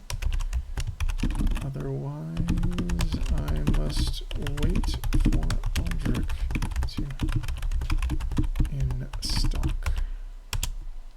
Hopefully, now that I don't have the hammer equipped, if she has a hammer, she won't copy my hammer, which is a weapon hammer that's no good as a tool.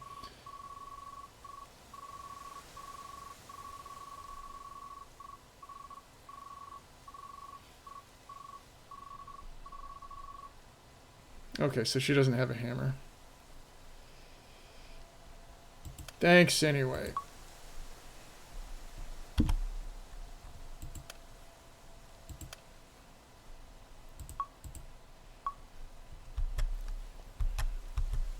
Yeah, well, you know, it's funny, I made some human characters, and it's hard to tell if they're even joking, but all the furries on the server were like, "Oh, what are you doing?"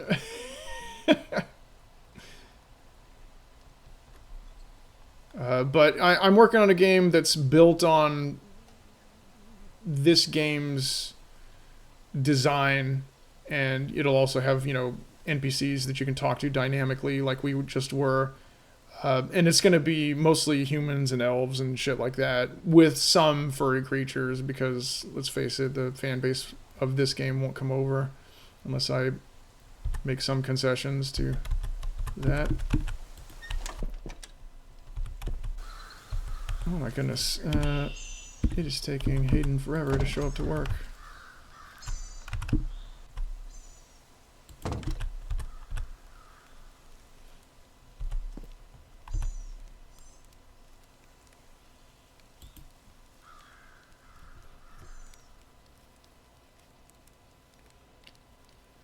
I'm gonna get up for a second.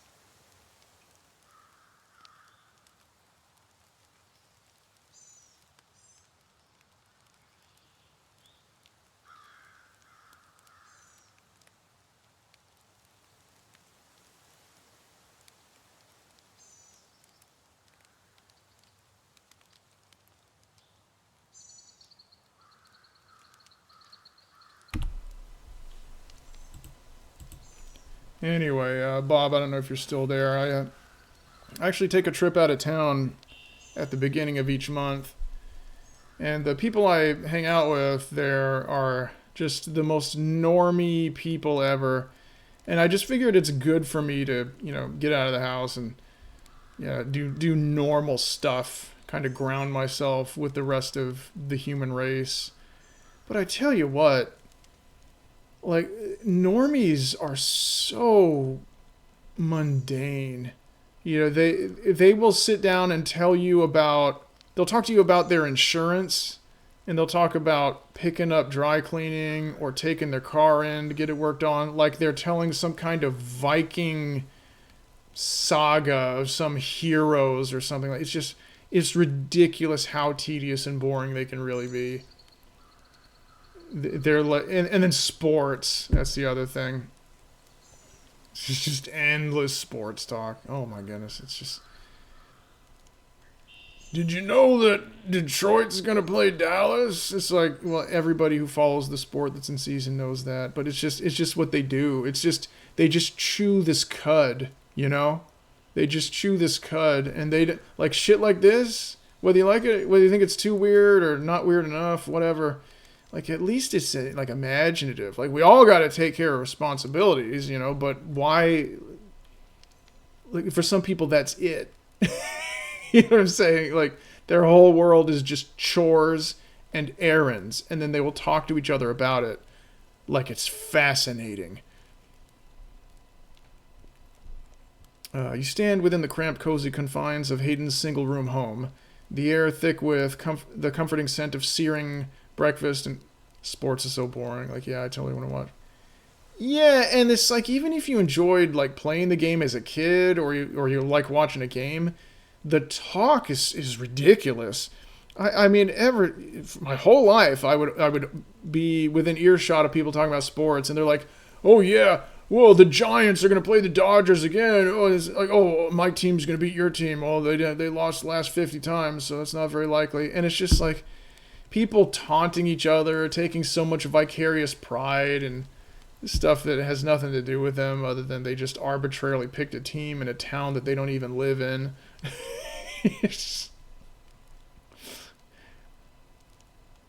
Let's see, what was it? Yeah, I grew up in San Jose, California, and there were the Giants and the Dodgers were these two football teams that were in nearby cities. And these two idiots who I knew would always talk about which of them was better or which was going to win and who got traded and stuff like that. And it's like, you don't even live in either of these towns. You're like, like you just arbitrarily picked nearby cities and said, okay, well, I'm gonna gloat every time this city wins. And I'm pretty sure. I mean, I don't know much about it, but both of those teams sucked. Because as someone who doesn't follow sports, the only team that I heard of were like that I really knew was the 49ers, right? Which were in San Francisco. So there's a team like right next door to these two teams that mops the fucking floor with your two teams. Yet for some reason, there's something they're like, oh yeah, every time they play, I'm gonna cheer when they win. I'm gonna cope hard when they lose. And I guess that's just really important to a lot of people. I could get behind playing it, but who cares which other? But yeah, exactly. Yeah, I don't fucking. And now you got people who play college ball, and they become millionaires. It's just it's a sports. I mean, and then it's not just America either. Like it's just people internationally with soccer. Holy shit! Like for some people, kicking a ball around, throwing it around, running around with it, it's just the most important thing ever. It's all they could ever bring themselves to care about. That whole world is just off limits to me, because to me it's just like, wait, really? It's a ball. Like they're just. Does anybody else see that they're just kicking a ball around? Sports betting. Well, I mean, if you make money off of it, fuck.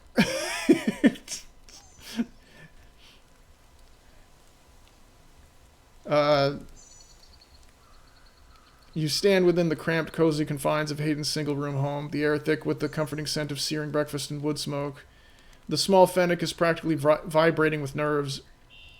His oversized ears twitch violently as he tends to the stove, his small frame nearly swallowed by the domestic chaos of the tiny space. He doesn't even turn around as you approach, but you can see his tail puffing up in a sudden frantic bloom of white fur, betraying his shock at your presence so early in the morning. He nearly drops the cooking utensil in his paw, his shoulders hunching up towards his ears as he lets out a small, startled squeak. Noja, you're here. I didn't hear you come in, he stammers, finally glancing back at you with wide purple eyes, his gaze immediately dropping to the bronze armor you're wearing and then darting away in a flurry of shy embarrassment. Yeah, I was hungry.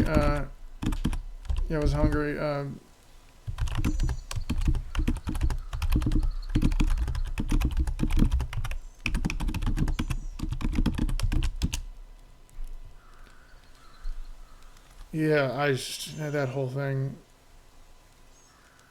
It's like some foods, people will try to push it on you, and you're like, look, I just don't like this. It doesn't matter how you prepare it or what you put on it. I can't, I just don't like it. That's with sports. If it's what everyone else is doing, I won't complain because I don't want to ruin it for anyone else. But, yeah, it's just, I just couldn't care no matter how hard I tried.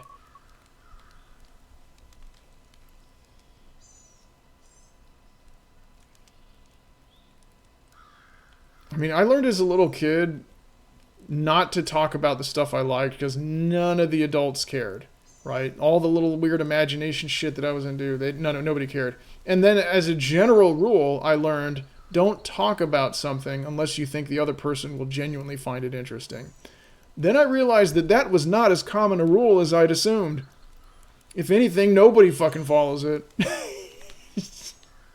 Especially normies. And I have to say, especially women, they just like, they're going to talk to you about what they did today, and they just want to, it's for them. This is something good for them. Just let them do it. But the bakery's closed today. Ah, damn it. I'll just go die then. He pauses, glancing at the breakfast. I mean, I'm already making food. You don't have to pay for breakfast. Just sit down. Oh, thanks. Say, what do you think of, Uncle Ruckus? Nice of him to help you out, right?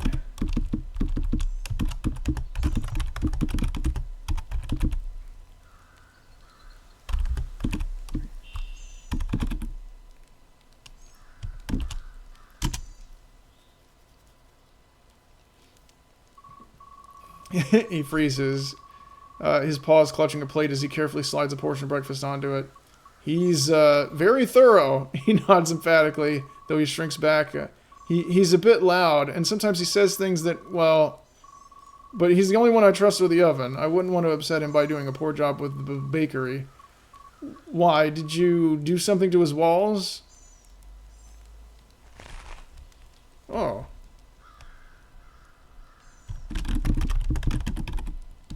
Thanks for the food. Starts to eat. No, he and, defeated a dragon lich who was menacing the town.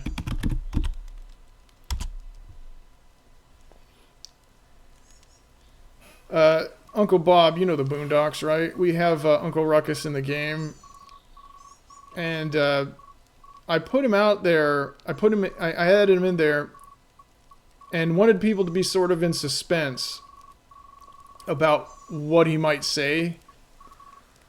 And but I didn't want to get banned off of Twitch just like right away, right? So. Whereas, you know, normally he uses his full vocabulary. I went in there and I made it so that he couldn't say a particular word, right? Because even though, games like, Grand Theft Auto 5, use it all the time, you get away with it because it's, a corporate made game, right? If it was an indie game like this and it was a player made mod of him, I don't think that the management of the site would have let it slide if somebody had narked on us, right? But the thing is, I didn't remove his knowledge of it. I just said that he couldn't say it. Now, to test it, I wanted to be absolutely sure that he couldn't say it, right? So I went up to him before the stream started, and I said, hey, Uncle Ruckus. And he's like, hey, you blah, blah, blah, mangy wolf degenerate. And I said, yeah, that's fine. Thanks. Good morning to you, too. Say, I'm doing a crossword puzzle, and I needed a certain word. It's 6 letters, starts with an N, and it means an African-American individual. Do you know of a word like that? And he tries to say it, and he can't, and he doesn't know why he can't, and he practically has an aneurysm. He's like, and he falls down onto all fours, and he's like crying out. He's like, why can't I say it? And I said, okay, thanks. Thanks, you're ready for prime time. But I didn't tell people on the stream because I wanted them to be worried that he would say it. He'd be like, oh no, we're going to get banned. Okay. His jaw drops, his oversized ears standing straight up in pure shock as he stops mid-motion, clutching a dishcloth to his chest. He looks at you, then at your blood-crusted bronze armor, and then back to you, his purple eyes wide with a mixture of horror and awe. A dragon lich? He lets out a tiny, high-pitched squeak, his tail fluffing up like a bottle brush. You and Uncle Ruckus actually work together? He leans in, his curiosity momentarily overriding his shyness, though he still looks like he might faint at the thought of such a terrifying creature. My problem with the bots like this is that I can't LARP for the life of me. Yeah, well, I mean, you can do whatever. The game that I'm working on, Bob, it's far more... Excuse me. It's far more focused on hard-coded elements. And then, the AI stuff just gives it more flavor when you're interacting with people. It's not, unless, like... So in this game, there's dungeons and there's this big wilderness. But there's people who've been playing this game for like 2 years and they haven't done any of the dungeons because they just chill in the town, right? What I want is to make it so that all of the things that make you move and adventure, those are handled by the Daggerfall Unity based code, and all the things that make you stay put in a town is handled by the Silverpine elements, right? So, with Elder Scrolls games, sometimes you'll buy a really nice player home, especially if it's a modded one, and you'll like fix it up and so forth. But there's no reason to really hang out in town with NPCs that have, a couple of quests each, and then, then they just repeat their lines. But with this, any town, village, or city can be, or even like a camp, has a lot of replay value. So it fits what I was trying to do with Renfield really well, in that you can just travel across the sea and over the mountains and find some little tiny village. But since they all have slightly unique personalities, you can sit down and say, oh man, I really like this place. And so when you build a house and grow crops, and then when you talk to people, you have different conversations all the time. So it'll be the dream RPG. It really will. It won't look too fancy because it's only going to be 2.5D graphics. It won't be that fancy. I mean, it's still made mostly by one person using borrowed code on the MIT license, right? But it has a tremendous amount. Yeah, exactly. Yeah, that's the way I sometimes roleplay. But like I would play the Elder Scrolls games with like a lot of adult mods, so you could just spend a lot of time in the same place if you were really into role playing and like making believe that you were building real relationships with people, you know. But here you actually can. And the interactions, sometimes they're kind of basic, other times they get relatively complex. And it'll just be bottomless role-playing forever. His tail fluffing up like a bottle brush. You and Uncle Ruckus actually work together? He leans in, his curiosity momentarily overriding his shyness, though he still looks like he might faint at the thought of such a terrifying creature. Was it really scary? Oh yeah. The moment I saw him come back to life, covered in green flames, I just took off running. Luckily, Ruckus's faith was the genuine article. His racial self-hatred was every bit as powerful as any cleric's. The problem with AI, though, is it forgets after like 10 inputs, making the... There's a system here...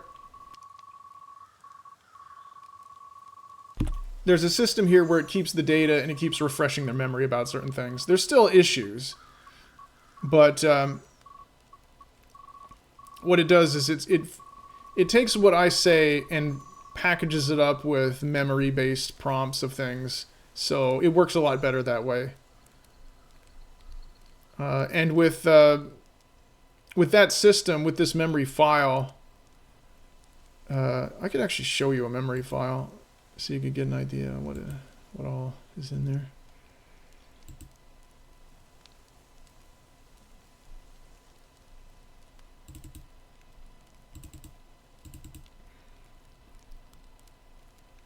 You don't understand.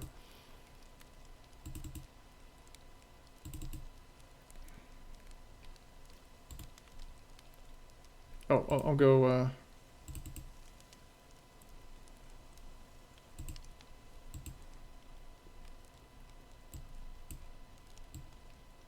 right, let's.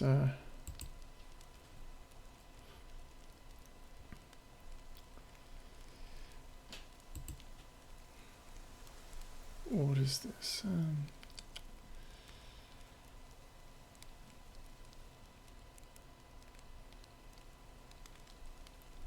I can't capture this window. Okay, wait a minute.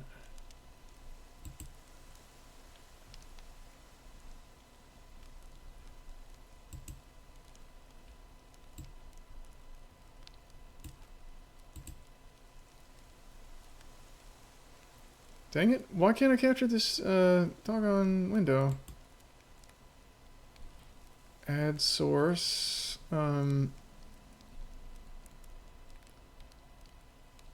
Window capture.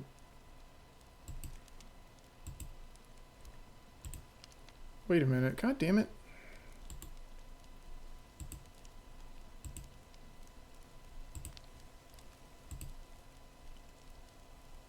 Let's see. Oh, there we go. For some reason it wasn't showing up. Okay, so can you see this at all?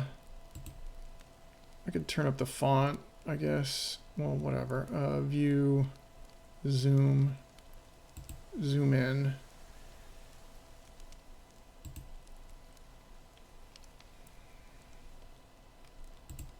Is that visible at all to you at that resolution? I hope so. So here's this file, and what it does is it feeds all this info into it and tops it up. Now, sometimes it still breaks down. But here, okay, so here, first time, here's this relationship level, relationship cap. And it says, okay, here's where the system warms it up as they're talking in the bakery. And then Elias, the horse guy, talks. He's like, he leans in against the counter. His arm. Oh yeah, so this is a conversation we had, three of us. And I was being weird. I am new, ooh. And so he remembers this conversation.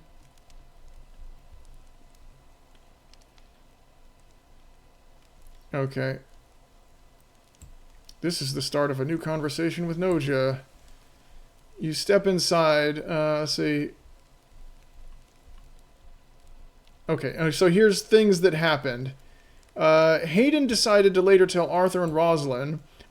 A very strange buff white wolf came into the bakery, and he said he wanted me instead of the bread. I nearly fainted.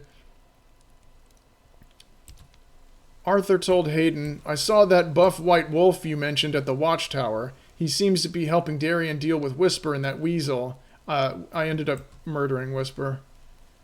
And then I saw her ghost in town. So you see, here's the turn counts. It'll remember things for long periods because it has local storage, right? That supplements the session storage. Let's see. Hayden got out of bed. That white wolf came back, but he said he was just joking about wanting me. I think he might actually be nice, but he still scares me a little. So they just talk to each other in your absence. Let's see.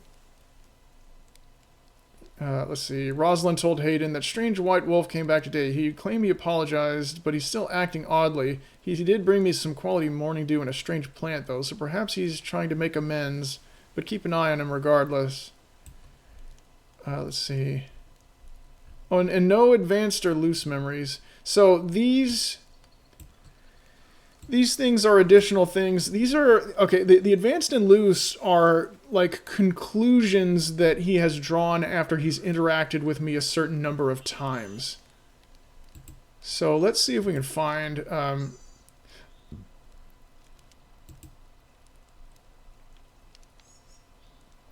oh, this is a more recent one.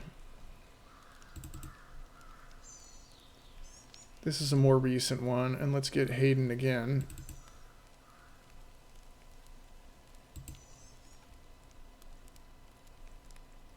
Okay, let's see. He freezes mid-step when he spots you, his ears snapping upright as he clutches his basket of bread rolls tighter. His tail twitches nervously. Okay. So he gave me some food. Let's see, what else?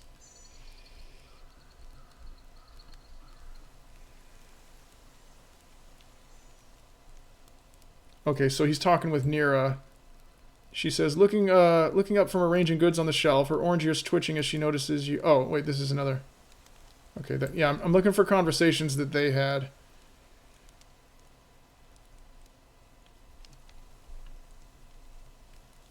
And then it says what we bought.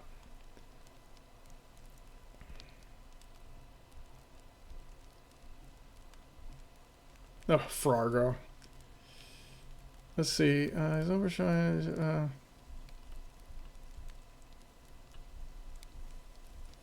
Things that happened. Okay, yeah, so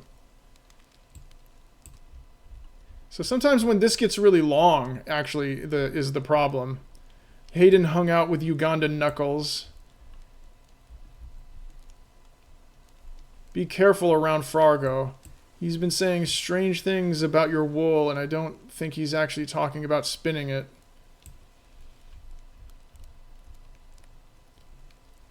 Okay, yeah, so here's just things that they know, right?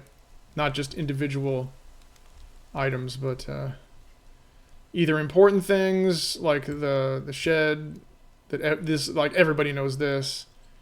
And then, like I said, just encapsulate. What they'll do is they'll take a whole conversation or situation, and then they'll process it and say, okay, summarize this and how the person feels about it. And it said, Noja made Hayden uncomfortable with an overt flirtation, apologized the next day, and later asked if Hayden knew how to make pelmeni, which Hayden nervously agreed to attempt despite his shyness. So every time it comes to the end and it's going to throw the old memories away. It kind of packages it up into one of these advanced memories. And then loose memories, these are things with attached word clouds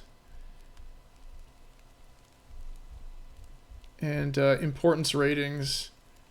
So here's, and they're more like, these are more general opinions, right? These are genuine. So you have the individual lines of dialogue and actions, then those get bundled up into the advanced memories, and then the advanced memories then get processed into the loose memories, which are just general conclusions that they've drawn. So Noja has a provocative sense of humor and previously flirted with Hayden, causing the baker significant distress. Noja taught Hayden how to make pelmeni dumplings using deer meat. And so what happens is when you go in and talk to them, they keep these things, and these things in the word cloud, they fuel, they flavor the behavior, like his memory, his attitude, his likes and dislikes, and all kinds of things. And what's funny is sometimes it bleeds over. So have you ever seen The Sopranos? We had a Tony Soprano character, and he was shaking down the main village merchant, and he was doing all the Jersey mobster talk. He's like, hey, forget about it, hey, let's not have an accident, allegedly this happened, and then blah, blah, blah, blah, blah. And what's funny is Aldrich, who's a very familiar character to anyone who's been playing the game for a while, he starts acting like some kind of Guido, like he's kissing up to Tony and mimicking him, right? Because he's getting shaken down, and he's like, hey, whoa, all this. And he's making the gestures, and it was pretty funny. Now, since I murdered Tony, and he's no longer getting shaken down, he's kind of returned to his normal self. But he was acting like that restaurant owner from The Sopranos, how he's like, oh, well, I hang out with these mobsters, so it's almost like I'm one of them. Let's see, he stares at you completely bewildered, his ears drooping slightly as he tries to process the sheer absurdity of your statement. He blinks slowly, his expression a mask of pure confusion as he looks at you like you've finally lost your mind. I don't think I understand, he whispers, his voice trembling slightly. He tilts his head, his tail giving a slow, perplexed flick. How can self-hatred be a healing spell? Is that how it works? He looks genuinely concerned for your mental well-being, his purple eyes softening with pity as he slowly reaches for a nearby cloth to tidy the table. Clearly unsure of how to respond to the logic of a man who fought a lich with racial grievances. Let's see what item he gave me. Oh, look at this. Sauteed root vegetables and toasted rye bread. And then, so, see, this item is made by the AI at runtime. A hearty morning blend of pan-seared autumn tubers and carrots served alongside thick buttered slices of toasted rye bread. Now, you can if you give him enough ideas, it'll influence his ingredients. Right?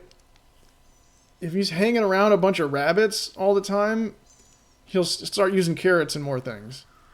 If he hangs around Tony and his crew long enough, he'll start making more Italian dishes.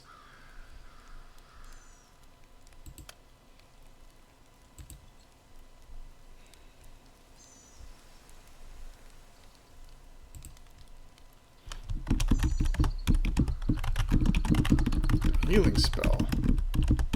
It was a powerful turn undead spell.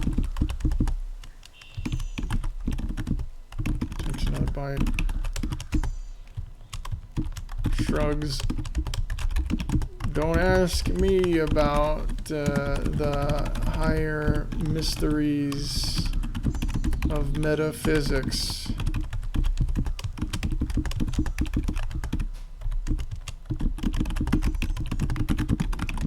That lich is dust. This is really good, by the way.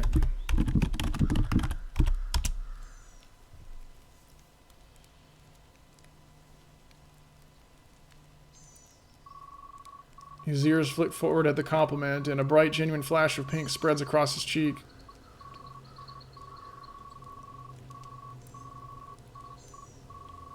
I tried a new technique with the butter. I'm glad you like it.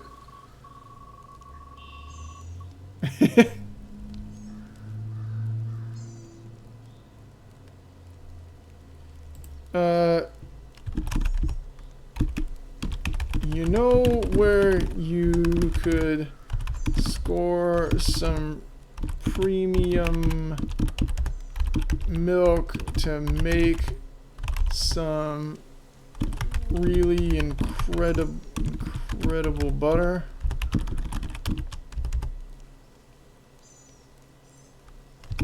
Oriana.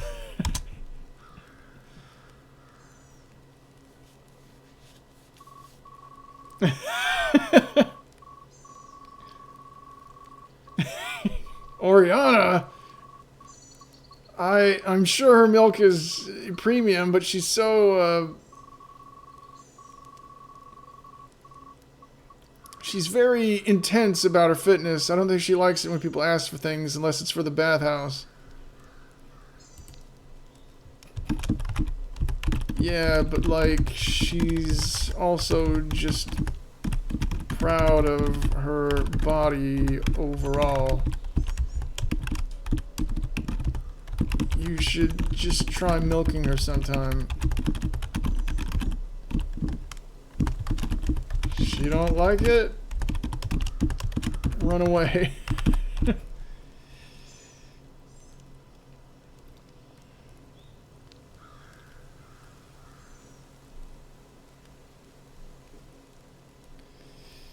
His purple eyes darting toward the window as if expecting the massive cow to come crashing through the wall.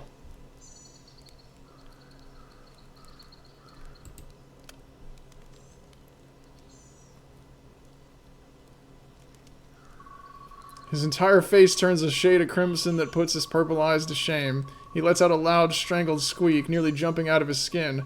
Milking her? Noja, I couldn't. I can't just... She'd probably throw me across the river. I'll just use the store-bought milk from Aldrich. Please don't ever say that again.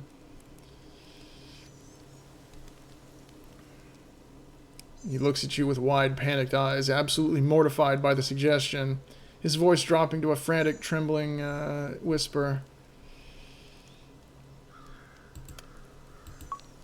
You're gonna make this guy... Well, he kind of does. Did you see how low his approval was? Oh, man. So here's the hunger. Well, I mean, that'll... Oh, and I got a well-fed bonus. That's good.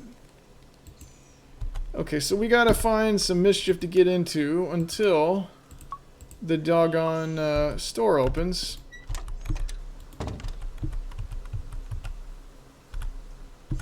Oh, here's this dude. But I mean, you wouldn't have to play just Coomer bait furry stuff. You could fill this village with anybody, and you can just see how they interact with each other, right? So you could take, I don't know, what's your favorite game or movie or book or anything? Make one out of someone you know in real life. Make it out of a character or even a real life actor or actress, and then just see how they interact with each other. And it's just the ultimate AI fanfiction crossover. And if you don't feel like LARPing, just get 2 or 3 of them in a conversation together and just let them talk. I'll show you. So here's this guy.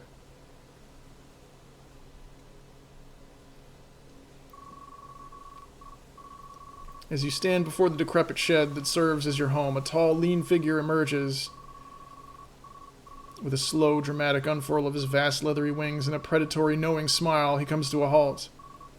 A greeting! How wonderfully quaint. I haven't played much games for a while, so not much of a movie guy. Oh, yeah? Let's see, gliding towards you with a grace that feels almost unnatural, he is an anthrobat of striking presence, his dark fur contrasting sharply with piercing crimson eyes that seem to read your very soul. With a predatory, knowing smile, he comes to a halt, his posture radiating an effortless, theatrical elegance. He looks you over, lingering for a moment on the dented gold ring and the blood-crusted bronze armor, before tilting his head with a look of cultured curiosity. He purrs, his voice smooth as velvet, and dripping with a playful, ominous charm. You don't watch movies? What do you like? What do you do? What do you do when you're not here? What kind of stuff you like? I must admit, I haven't seen such a rugged specimen wandering the paths of Silverpine in some time. Tell me, stranger, does that armor carry the scent of victory? Or perhaps a very expensive mistake? Hey there. Noja. Nice to meet ya. And you do indeed smell victory on this armor. Took it from the body of a fearsome opponent. Everybody likes something. He lets out a soft, melodic chuckle, his oversized ears twitching with amusement as he circles you like a predator. Let's see. How deliciously macabre. To strip the spoils from a fallen foe. You certainly bring a splash of violence to our otherwise sleepy little village. I'm Lucian. Do tell, was the beast at least a challenge? Let's see. A sturdy name for a sturdy man. A challenge? Not too bad in his first phase. It was after he came back to life as undead monster with regenerative powers that he became a handful.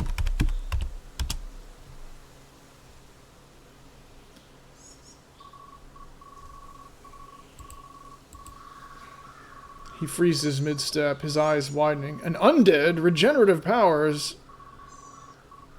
Oh, you speak my favorite language, Noja. The defiance of death, the endless cycle of agony and rebirth. It's simply poetic. I find myself wondering, did the creature scream as you finally silenced it? Or was it a more sophisticated sort of demise?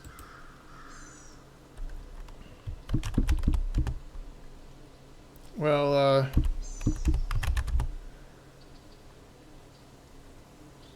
some weird guy used an ad hoc turn undead spell, which melted him.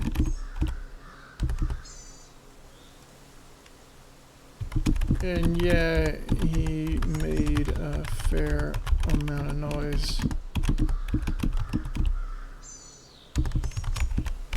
All's well that ends well, right?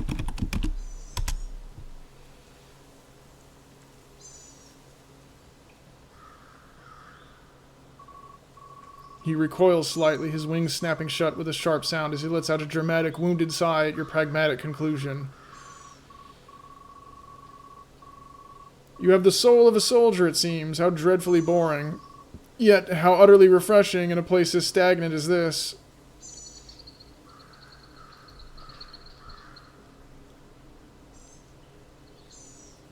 Let's see. All's well, my dear Noja. Where is the tragedy? Where is the haunting aftermath? The tragedy came later when I decided the priest, when I had to divide the plunder with that priest.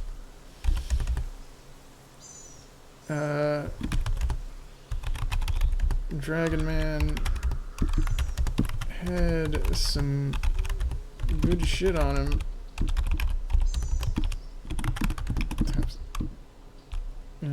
Taps the armor.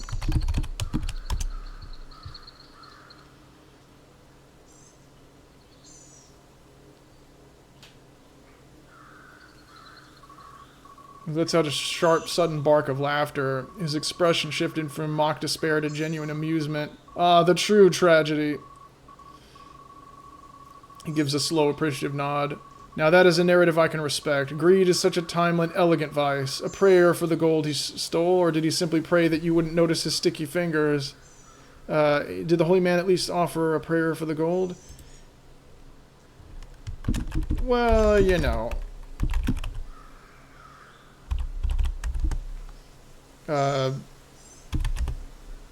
If he hadn't been around,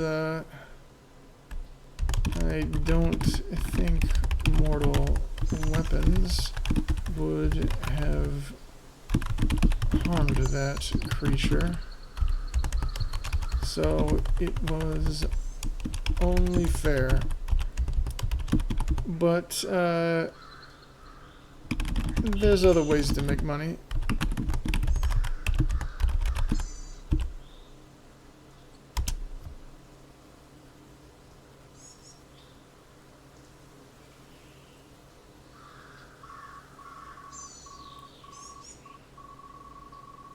But yeah, if you don't like movies, you know, you can make video game characters. I made a bunch of, like, real, quick knockoff characters of just, like, Final Fantasy characters, Street Fighter characters, and stuff like that. And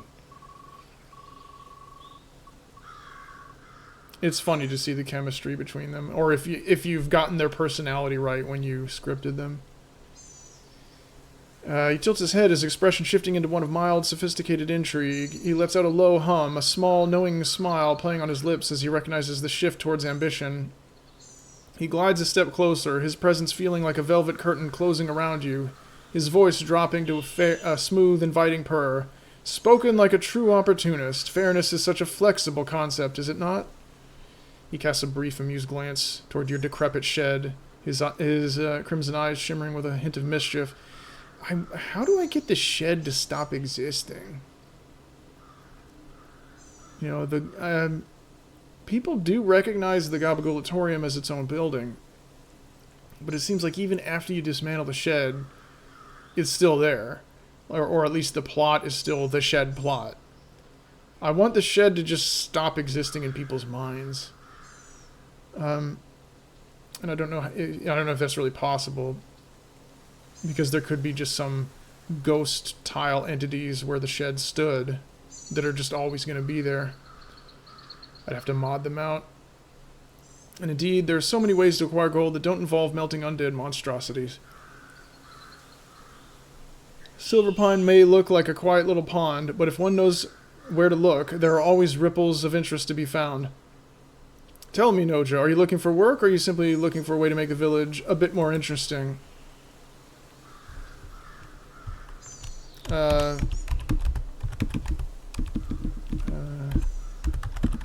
Setting up a restaurant and other businesses. Hopefully, you can swing by when it's open, but I must be going. Take it easy, Mr. Lucian. Waves. Leaves.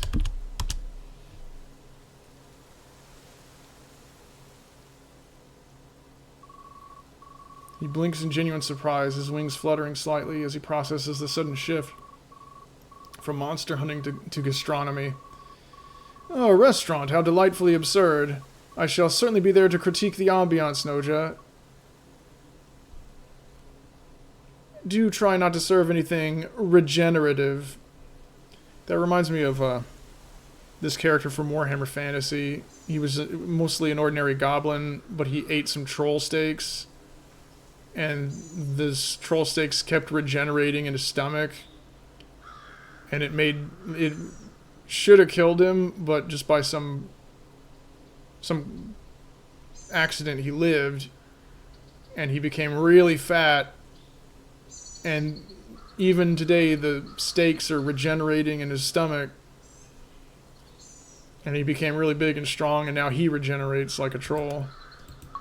But apparently nobody else has ever succeeded in doing it. They all just die and their stomachs burst.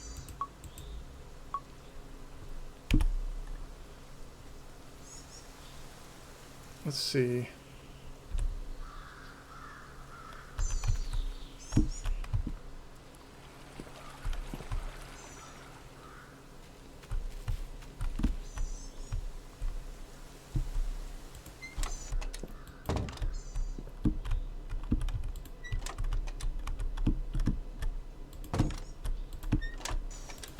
You already in there?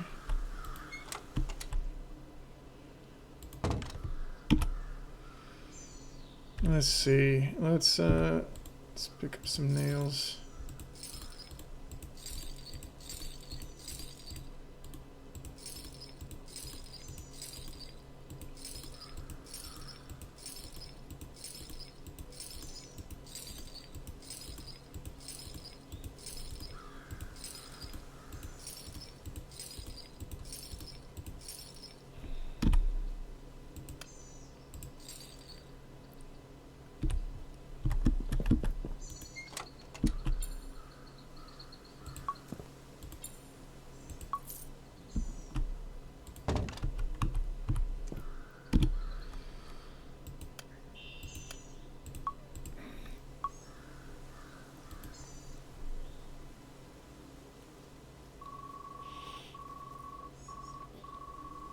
Okay, so how do we delicately bring up the proposal that we take her milk and make butter out of it?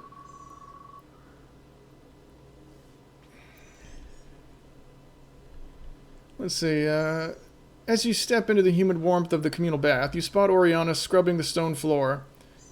She is standing tall, her posture exaggeratedly rigid as she tries to maximize her height against the stone pillars. The moment she notices you, she drops her scrub brush and immediately strikes a side chest pose, her massive veiny muscles rippling under the dim lamplight with an energetic flare. Back for another look, Noja? I'll admit my pump is almost as impressive as my work ethic this morning. Speaking of pumps, and excuse me if I'm excuse me if I'm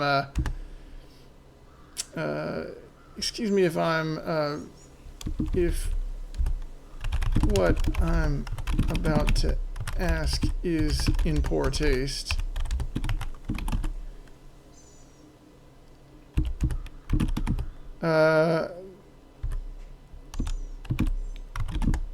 What do you do with your milk? I mean, obviously you produce it.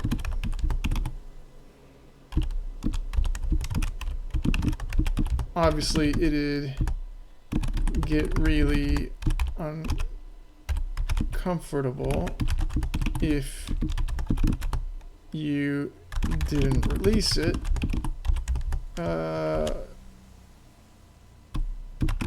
What do you do with it all?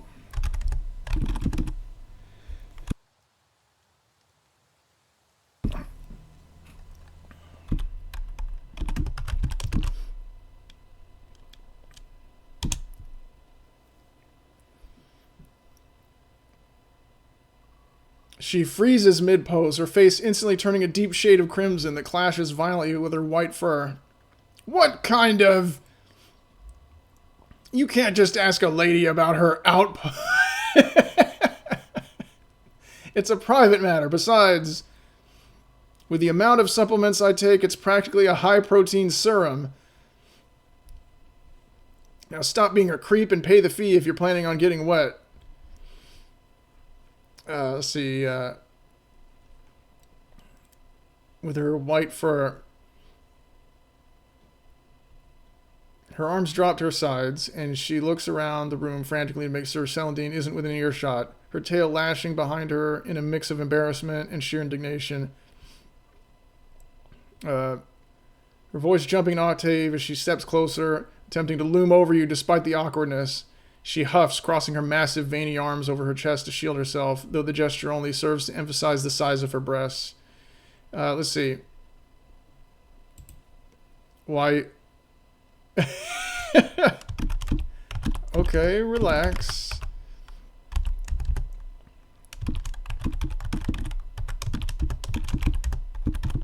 I'm just saying.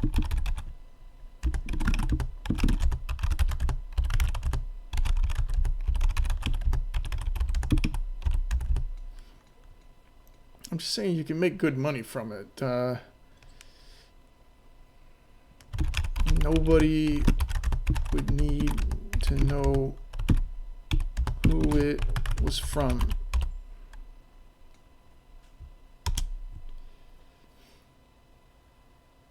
I'm gonna get up for a quick second.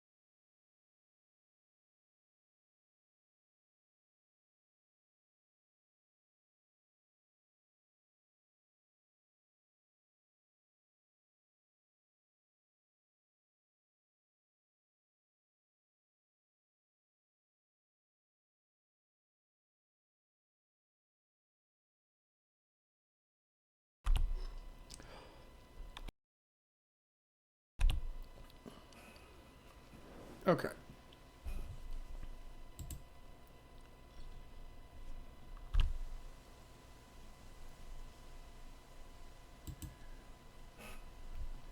She stiffens, her amber eyes widening as she looks at you with a mixture of horror and intense curiosity. She leans in close, her voice dropping to a low conspiratorial hiss, though she still keeps her muscles flexed as if expecting an attack.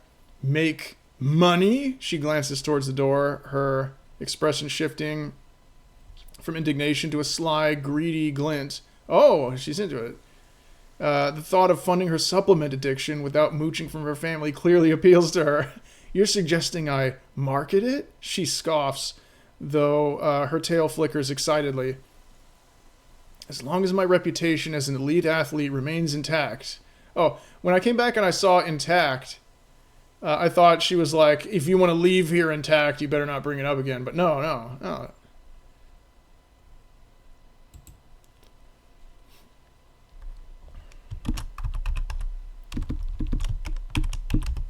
Of course.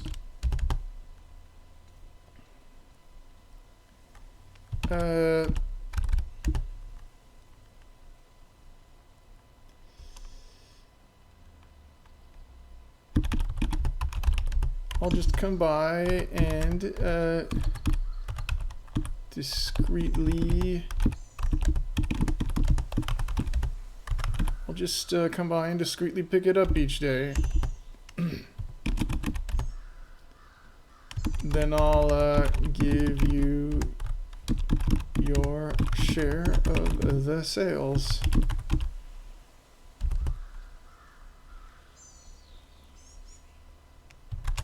Deal.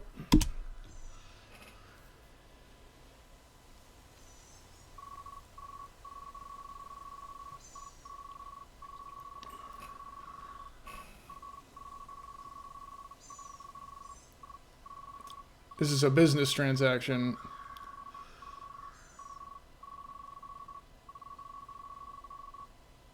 Okay, so it's a deal.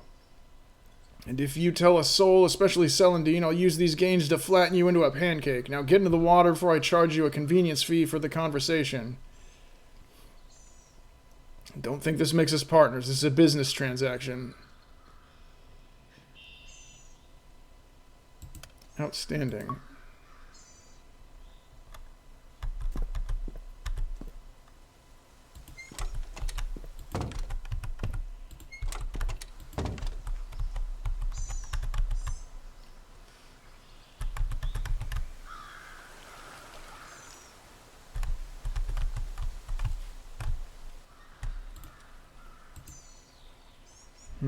So I'm gonna need a bucket or something.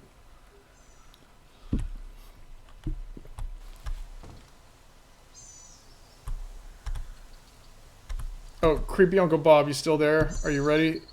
Are you ready? Make a pick of armor and shield and copper seal. Nice. Are you ready? Are you ready, Bob? Did you see this earlier?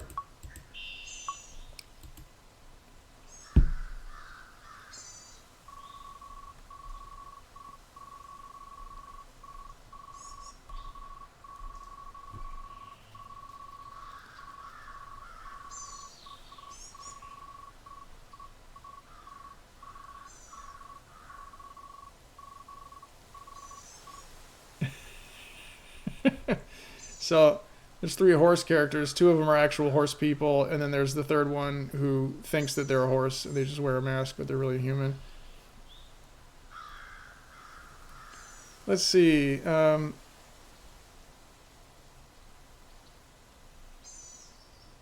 Nay, Noja, look at me. I'm trotting. I did a lot of business horse work with Rosalind, and she said she told me I was a very good helper. I think I'm the best business horse in all of Verndal. Nay.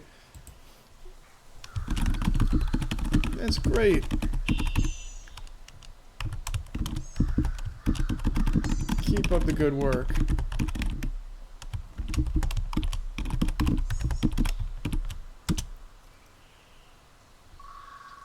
She looks at your thumb with intense, unblinking curiosity. Nay, I will. I'm going to be the most famous business horse ever. Maybe I'll get in my own field of hay fries. So you see, yeah, they remember stuff from many conversations ago.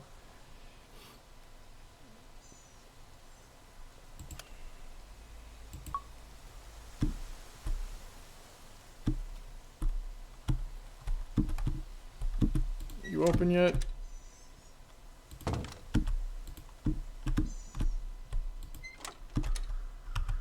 Oh, they're still asleep.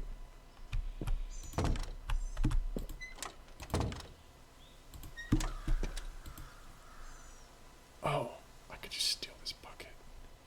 You can't take this? Damn.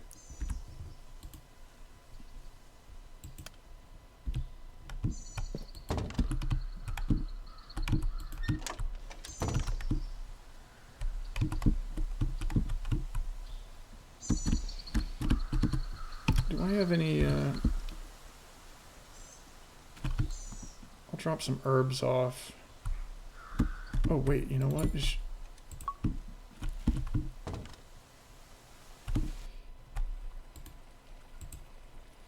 Let's see.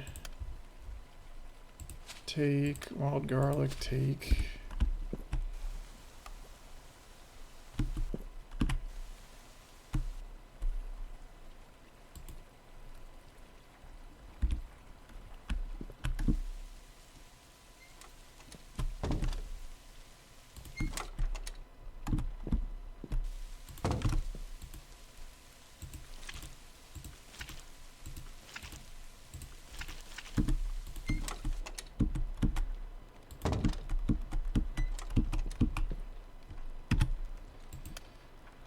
Let's see. Oh, just survival. I just want to talk to Rose and make some sales real quick.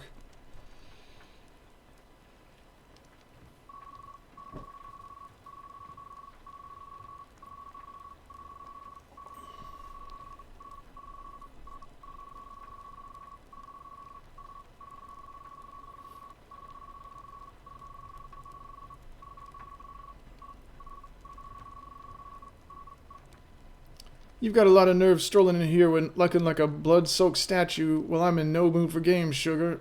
Oh, jeez. When an NPC's in a bad mood, it's hard to calm him down. Switch to selling.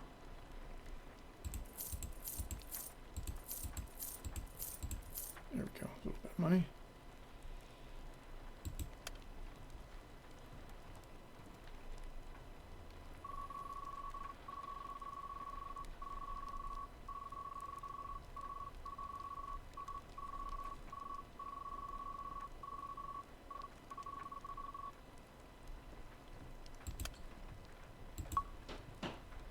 Oh, okay.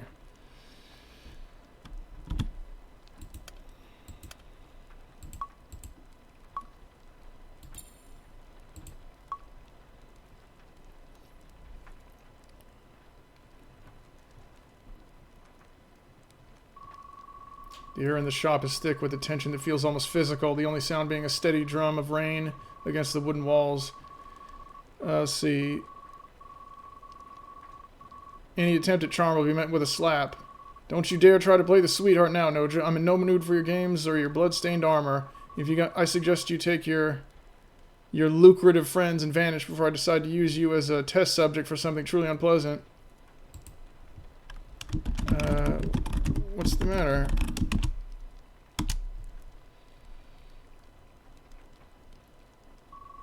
She lets out a sharp, mocking laugh. Her eyes narrow to slits as she grips the edge of the table so hard her knuckles turn white. What's the matter? You got a lot of nerve to ask that while you're dripping blood and filth all over my floor. I'm tired of the secrets, the shady friends, and the constant stench of death clinging to you like a second skin. Get out of my sight before I lose what's left of my patience. Take it easy.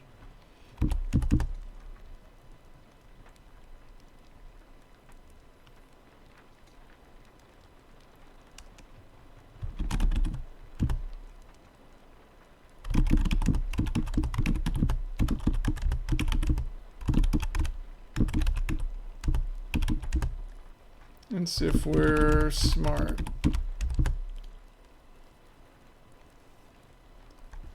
Won't be any need for violence.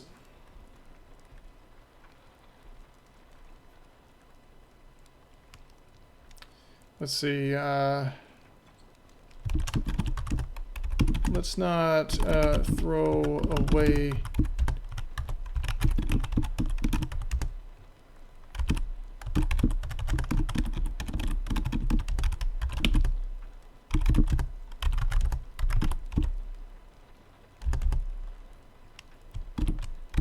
Looks at Mary. By the way, how's the new girl working out?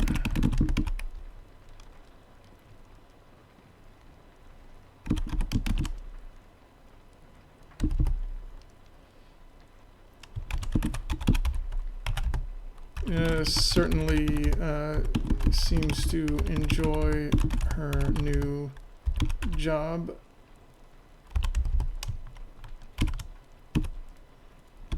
But I didn't ask for details.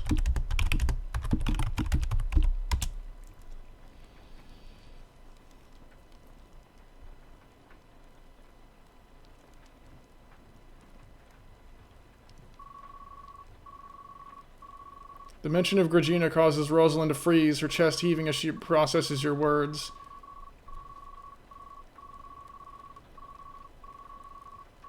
New girl? What in the name of the gods are you talking about, Sugar? I haven't hired a soul, and Gregina is barely coherent on a good day.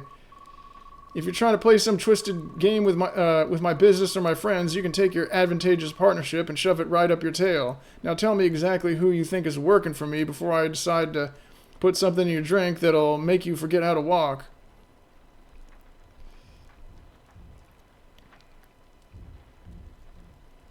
Her small hand slapping firmly against the cold bronze of your chest plate to push you back, although she is dwarfed by your towering muscular frame.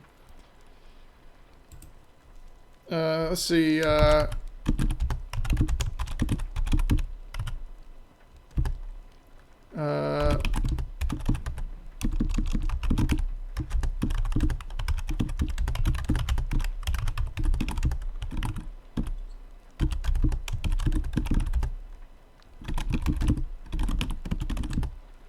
if you think they're too innocent,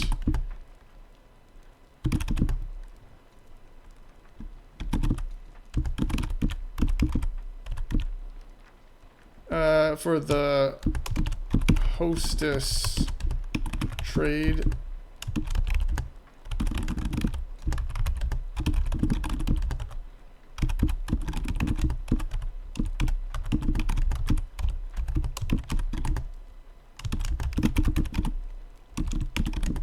just let them sleep out.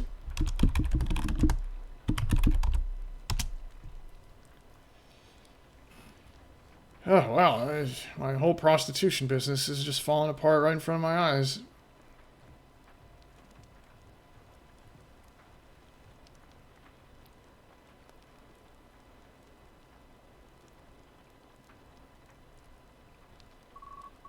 She stops mid-rant, her jaw dropping slightly as she looks from you to the trembling Mary. You're offering me free labor and a way to keep my favorites under one roof? Now you're talking my language, honey. But don't think for a second that this wipes the slate clean for your little bloodbath. Ah. Okay. As long as she calmed down a little bit. A slow, dangerous smile curls onto her lips, though the fire in her eyes remains. She crossed her arms, leaning back with a sudden sultry shift in posture that signals her mind is already calculating the profit. That's better. It doesn't matter. I'll get my way in the long run.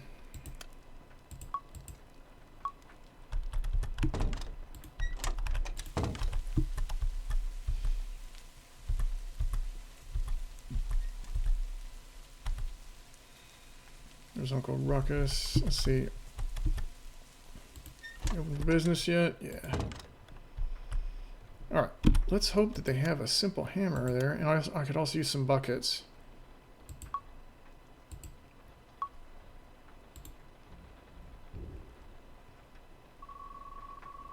The rain drums a steady rhythm against the wooden walls of the store.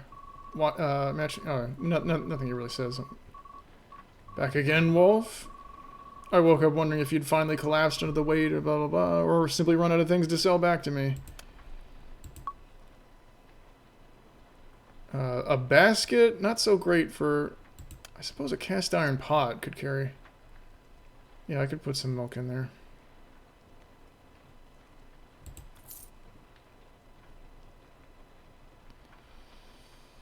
Some glass vials would be good too. And I don't know what turnip seeds are, I mean, what the turnips are selling for. Hammer, nice. Okay, switch to selling.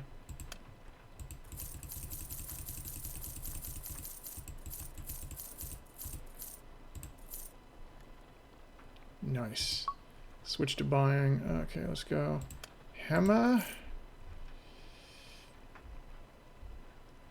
Gambler. Oh shit! Look at this. More carry weight. Fuck yeah. I did say that I would get her a bed though.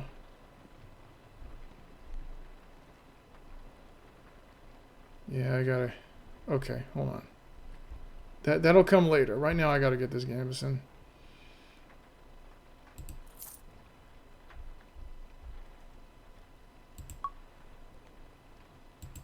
Oh right, the bronze armor is really valuable. Shit.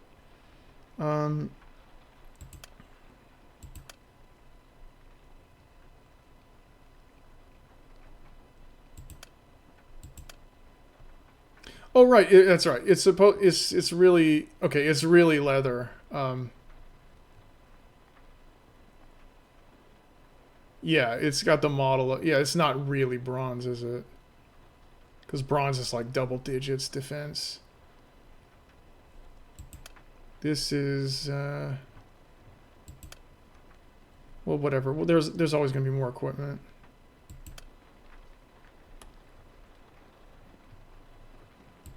Just sell this, and then buy a bed.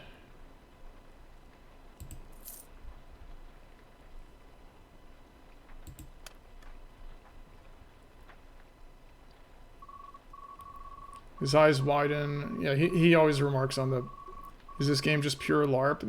You can run around and fight stuff. But why would you want to when there's all kinds of sexy anthro chicks at town? Yeah, you can go out and you can fight monsters and explore dungeons and things. Like it has actual RPG stuff. Oh, I'm surprised I can still move.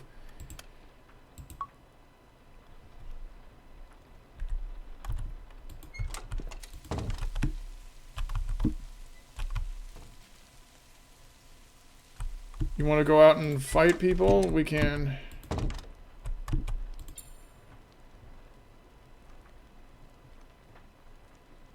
Let's see.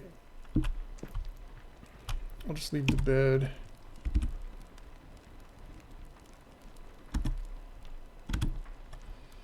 Let's see.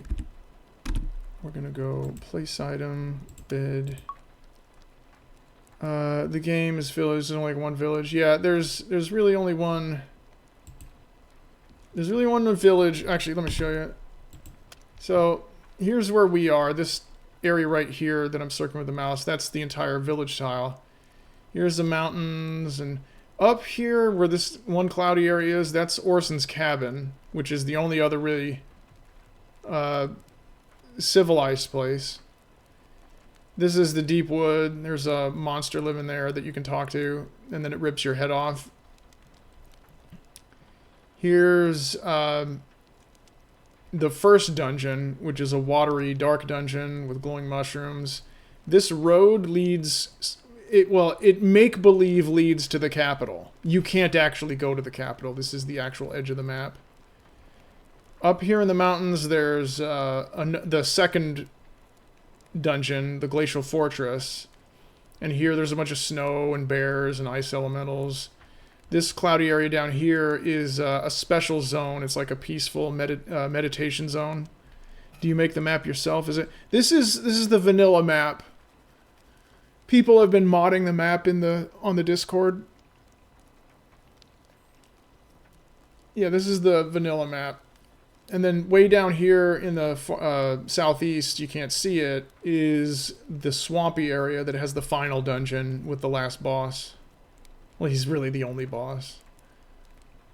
On my main save, I actually defeated it and used it. When you kill it, you pick up these pieces of a statue, you come back and you assemble the statue, and then you read the plaque on the statue and it said, "You beat the game." Yay.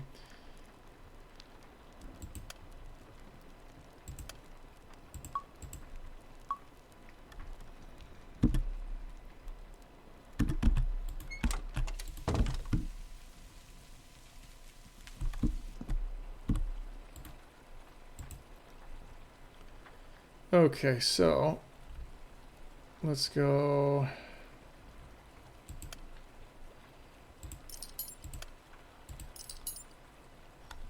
Anything else of value? No, not really. So you do the characters yourself. Okay, so 10 of the characters are vanilla characters, and then you have 8 slots for your own custom characters. The characters here are almost all made by the community. Sometimes I change them around, though. The Fox Girl in here is vanilla. The Baker's vanilla. Uncle Ruckus is obviously a modded character. The Jester is a modded character. This Shopkeeper's vanilla. And you could make anybody. And you can also overwrite the vanilla characters to be anybody.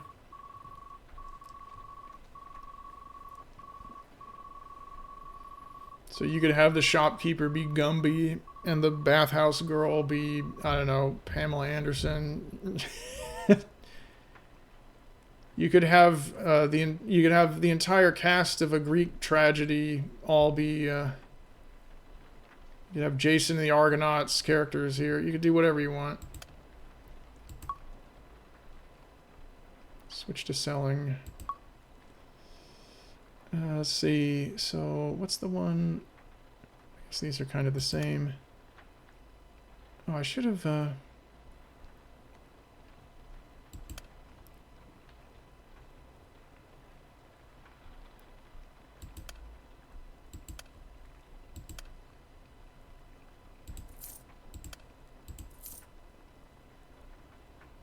we add Kevin James? Yeah, absolutely you can.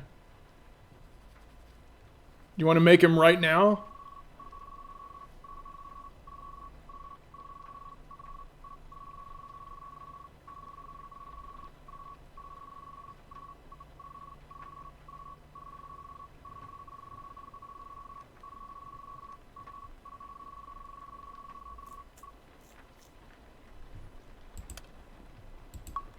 We could make him right now and add him to the village.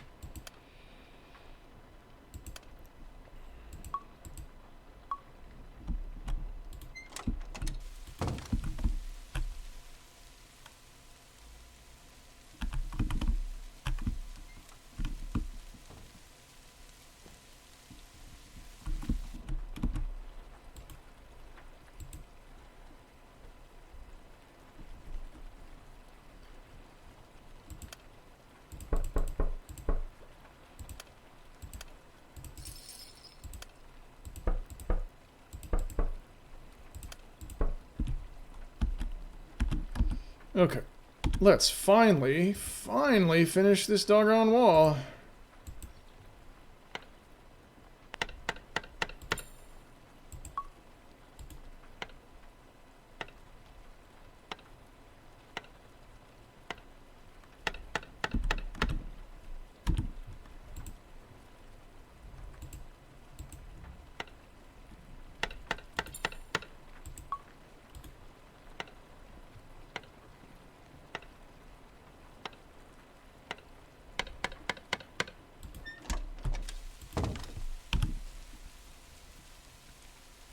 Outstanding.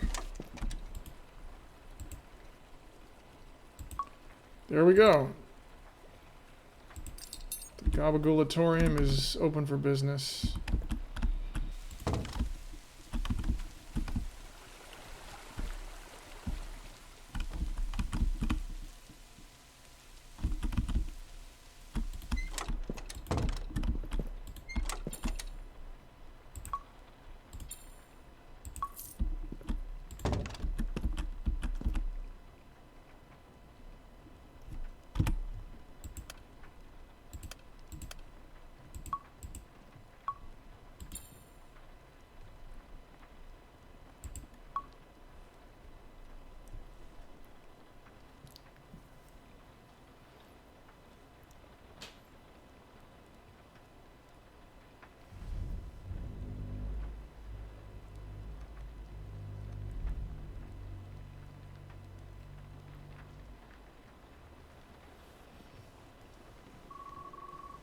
As you enter the steamy air of the communal bath, you see Mary fast asleep in the water, drifting peacefully. Okay.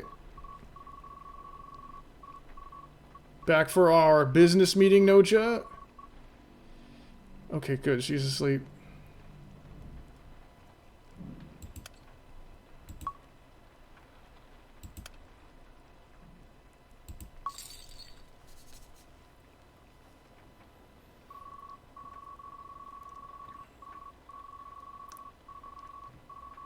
She said...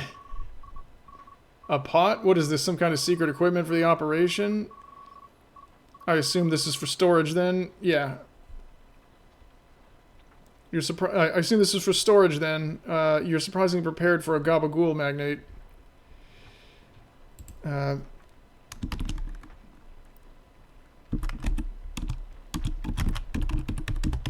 Glances at Mary to sure she's asleep and can't hear.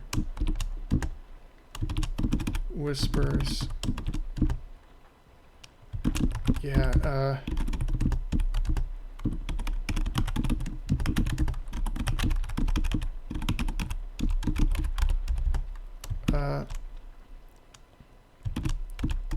I'll, keep an eye on things out here while you excuse yourself and fill it up.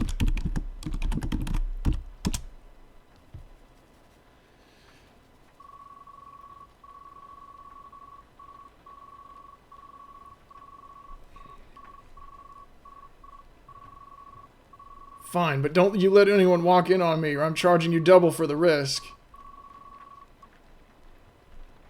Let's see, and back to you. A sudden flash of nervousness crossing her face before it's replaced by a smug, confident smirk. She grips the handle of the pot tightly, the metal pressing against her rock-hard forearm as she gives you a sharp, knowing nod. She leans in, her voice a barely audible, hurried hiss. Fine, but don't you dare let anyone... Oh, yeah, I already read that. With one last quick, proud flex of her bicep to maintain her image, she turns her on her heel and marches towards one of the private rooms with a determined, heavy stride, the cast iron pot clanking slightly against her side.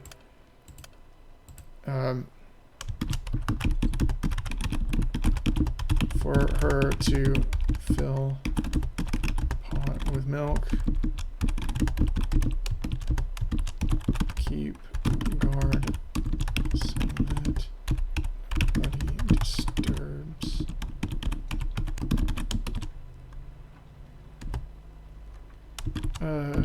Make just a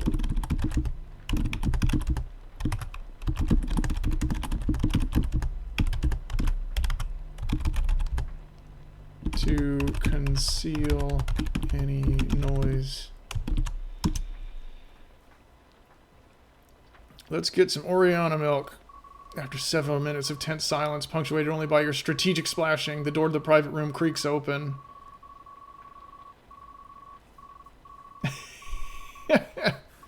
There. It's all there. Now take it and get out before my sister decides to come back from the front room. And don't think this means I'm doing... I expect my cut of the gold by tomorrow. Let's see. Let's see what we get, you guys. The door to the private room creep... Honey glazed sweet roll? Oriana emerges, clutching the cast iron pot with both hands. She is breathing slightly hard, her face still flushed a deep shade of pink. She practically stomps back to you, her expression a mix of embarrassment and triumphant pride as she shoves the heavy pot into your hands. She immediately snaps back into a rigid, towering posture, flexing her shoulders with a loud, obnoxious huff to mask her flustered state. There, she whispers harshly, her amber eyes darting toward the sleeping Mary. It's all there. Let's see what we actually got. A fluffy golden brown pastry roll, drizzled with thick honey and dusted with a pinch of cinnamon. Okay.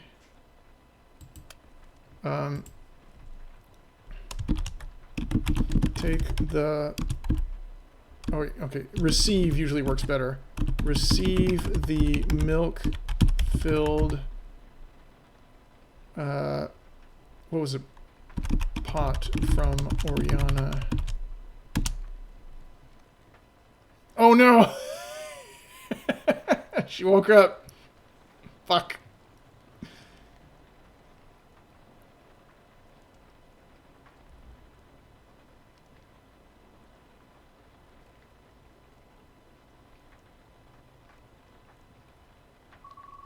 As you take the heavy pot, the sudden shift in the water's current and the vibration of Oriana's heavy footsteps finally stir Mary from her deep slumber.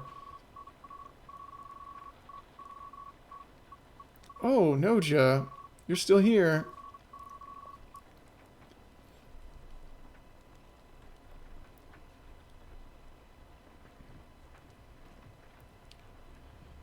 Let's see.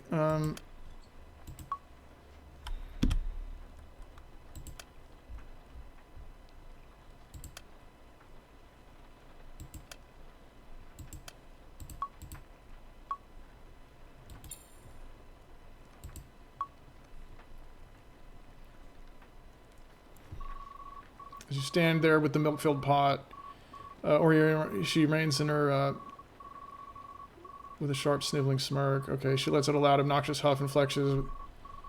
About time you took that. Now get moving, Noja. Okay, so I guess for RP purposes, I already have the pot, but I want to see the item. I can't have you loitering around the bathhouse looking like my personal assistant, even if you actually are. Okay, receive the milk-filled pot from Oriana.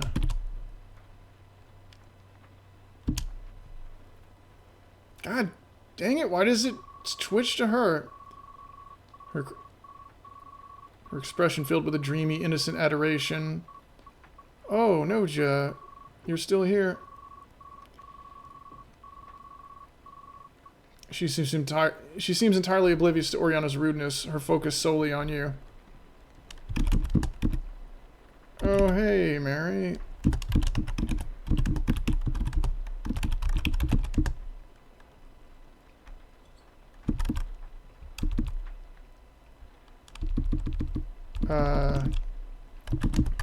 We didn't mean to wake you.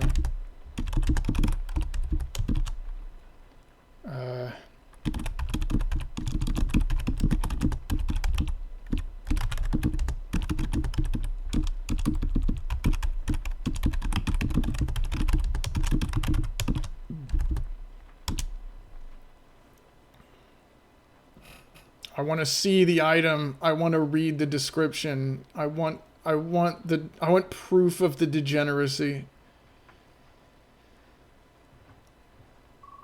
She lets out a loud, exaggerated groan, rolling her eyes as she watches the tender interaction between you and the She sifts her weight. Honestly, the two of you are practically radiating sweetness. It's making me nauseous. Now that the merchandise has been delivered, get going, Noja. I have actual work to do. As much work as a body of my caliber can handle without overtraining. Come on, let's see it. Come on. She sneers, though her amber eyes flicker with a hint of annoyance at being ignored. She shifts her weight, flexing her massive quads and calves as she stands on her tiptoes to maximize her height, looking down on both of you with a smug, sniveling expression. She crosses her bulging arm. Oh, damn it.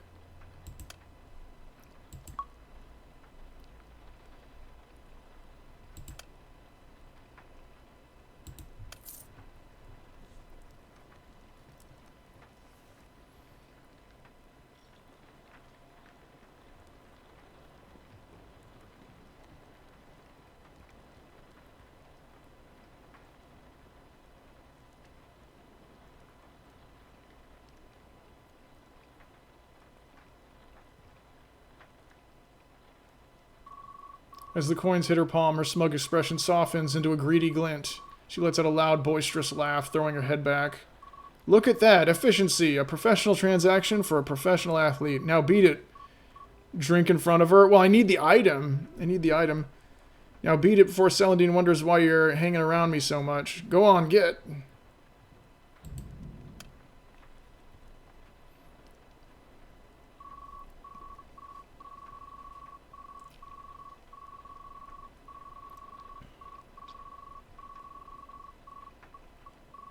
Don't be gone too long, Noja. I feel so much safer when you're nearby. You're just so imposing. I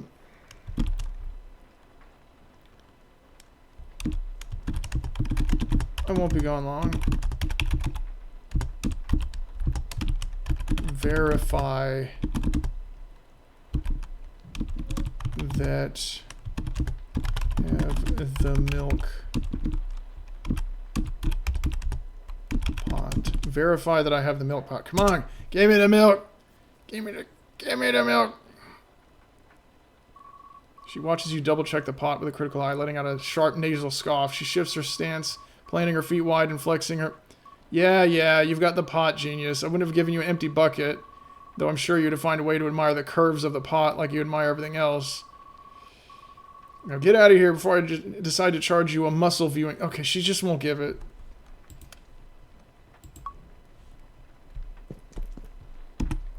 So we just have to pretend. We just have to pretend that we have it. Have you seen Celandine?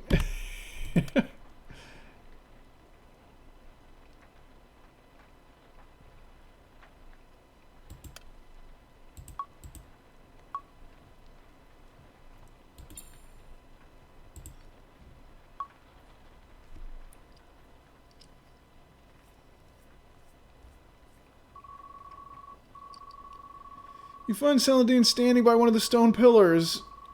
Would have been very funny. Yeah. Just guzzle that shit. Back so soon, pup? You're becoming quite the regular.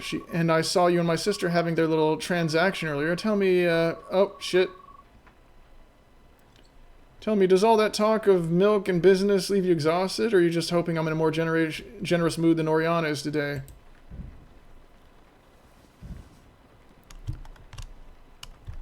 Oh. Hello, Miss...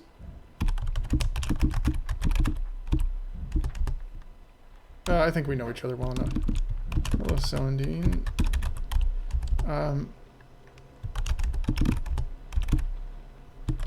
You know all about it. Well...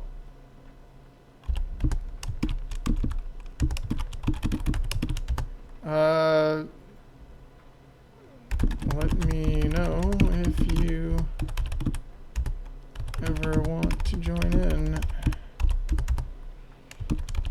I'm sure your Snilk would sell just as well.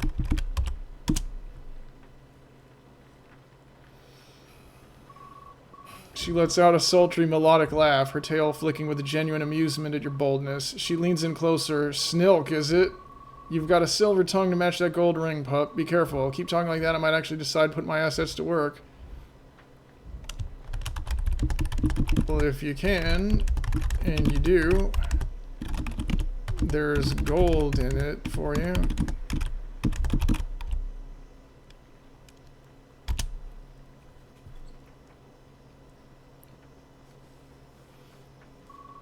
She lets out a low, vibrating hum in her throat, her gaze sliding down your frame with a slow, calculating hunger before returning to your eyes. You're trying to buy my loyalty with gold, are you? I've always had a taste for the finer things, and I suspect you're far more interesting than a few coins. Tell me, pup, does this business venture of yours include private consultations, or do I have to wait for the bathhouse to close before just...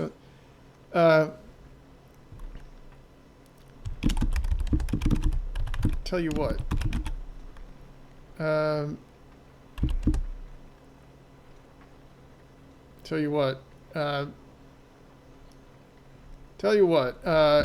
You want a quid pro quo? Snake milk for dick? It can be arranged, but I'm doing a live stream, so don't be too graphic, okay? Thanks.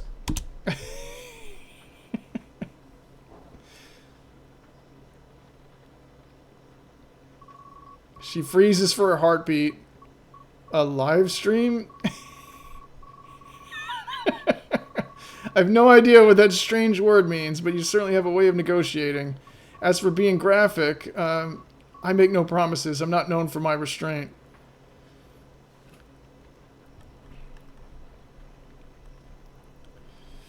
Let's see.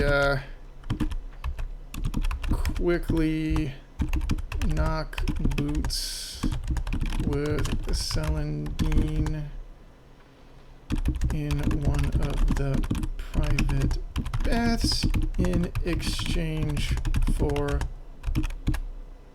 container of her milk.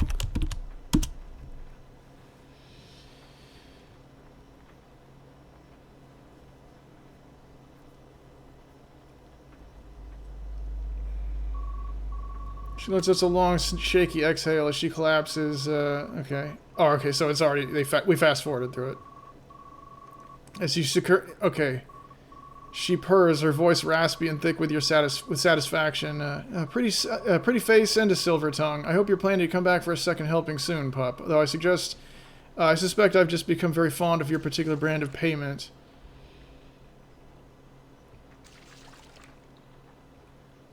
Let's do it.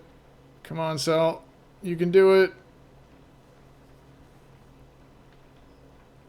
Is this going to be... Oh, fuck. Receive the container of Snilk. You remove her clothes. Yeah. Let's see. She lets out her chest heaves.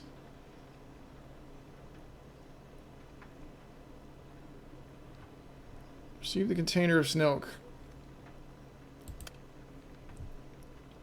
Oh, for goodness sake! Would you stop Snilk blocking me?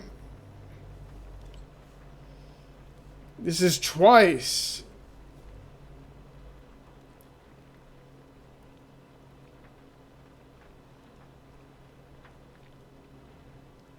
Every time. She's like, oh, what do you have there? Nothing. Get out of here. Go back to sleep. Wait, what? It was a group convo. And she just always picks this point when I'm trying to receive the milk for her to take her turn. As you emerge from the private room, the sudden splash of water catches your attention. At your neck.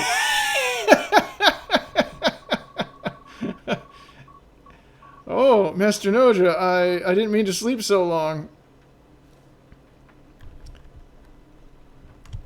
You're still asleep, and this is a dream. Receive the milk from Celandine.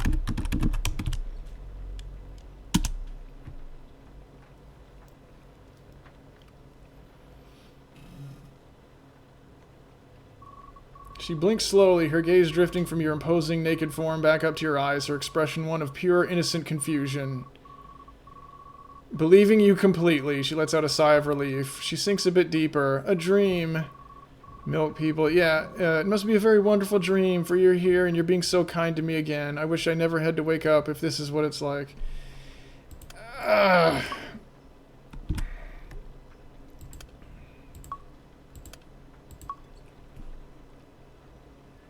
Whatever.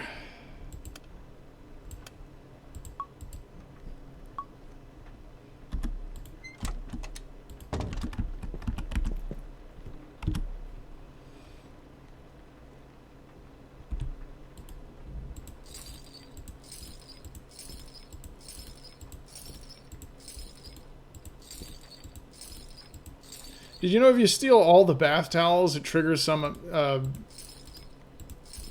kind of event? She sleeps in the water. She just floats.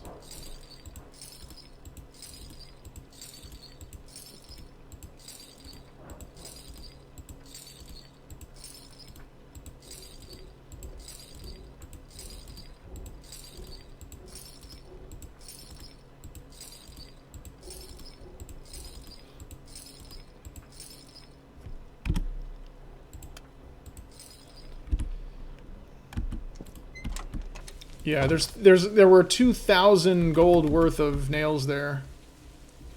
Now a little bit less. Oh, who's this?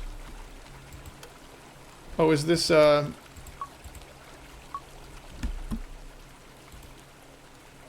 that Tilly?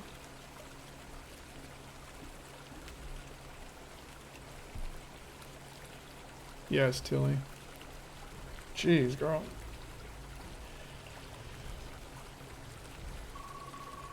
As you trudge back to your construction site through the autumn rain, the damp air clinging to your gambeson, you spot a familiar... Okay, she is perched precariously on a rock, her thick thighs tensed as she leans forward to launch a pebble with a theatrical flick.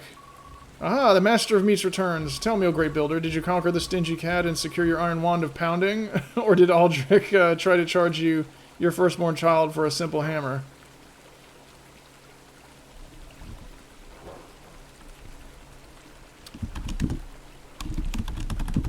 Hey, Tilly,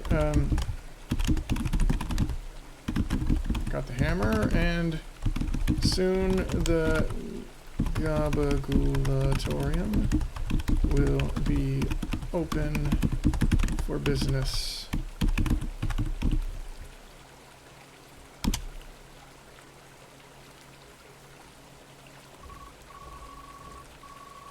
Throwing her arms wide and nearly slipping in the mud, her bells chiming frantically, she bounces her head to see her voice drop. Once the walls are sturdy and the meat is curing, I expect a grand openings ceremony. Welcome to the Meats Anthem. Oh, should I start practicing my Welcome to the Meats Anthem?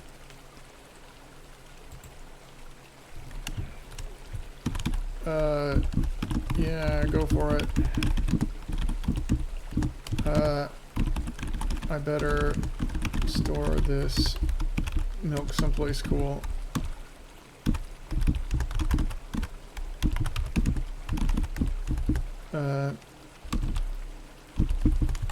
See you later.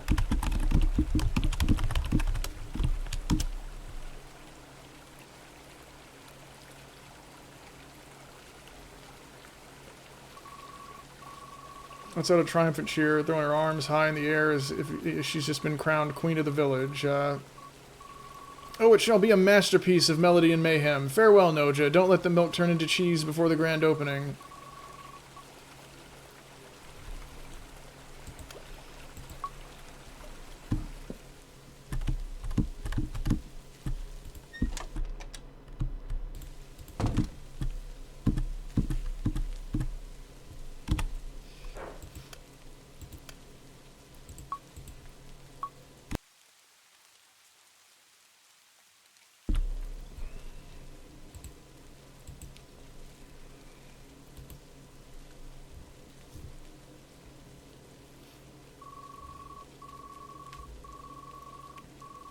As he notices you standing in front of...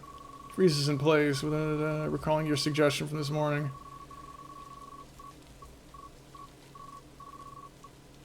Okay.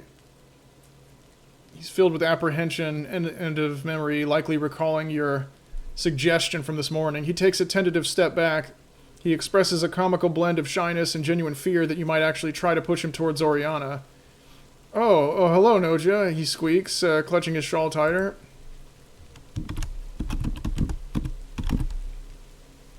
Give him Oriana and...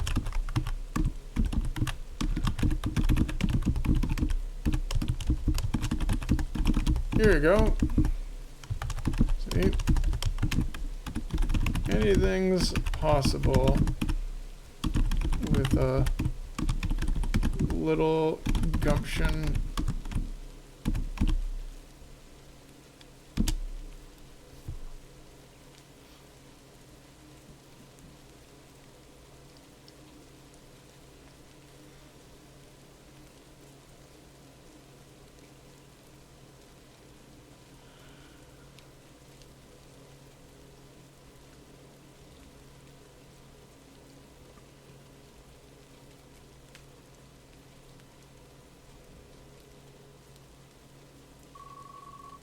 Oh no!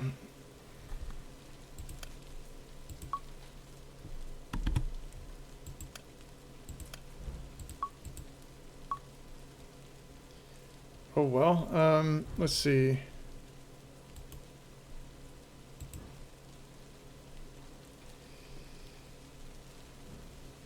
Well, there's another character that's around that we haven't seen.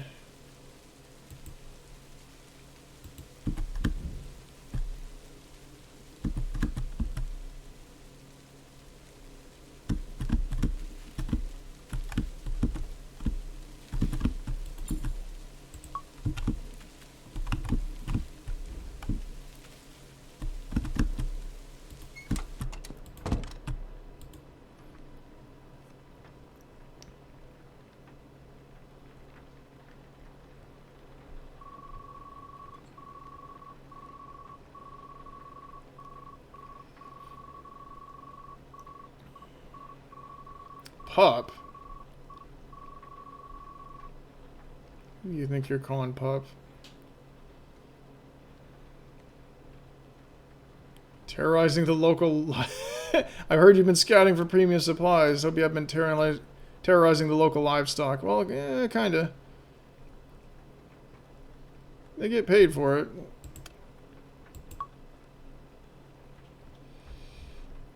Okay, let's see.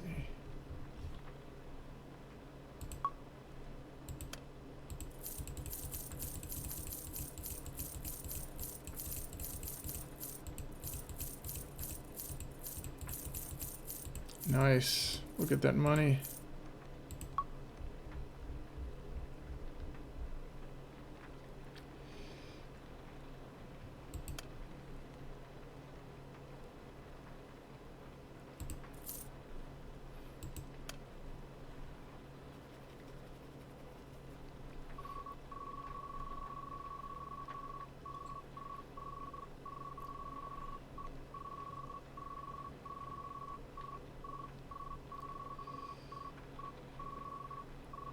Are you actually building something, or da-da-da-da-da?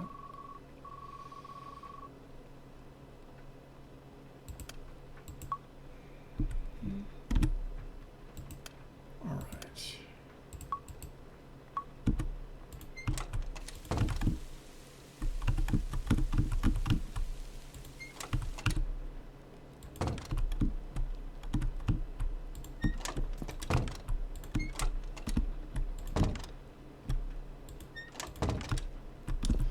Yeah, there's one other character that was loaded up, but I'm not sure where to find them.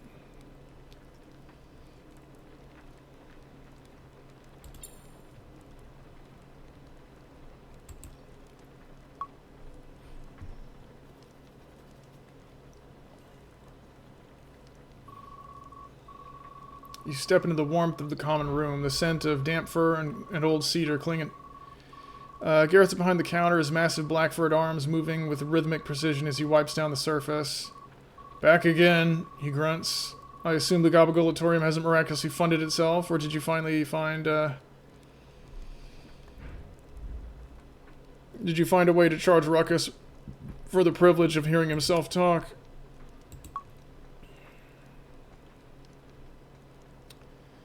Let's see.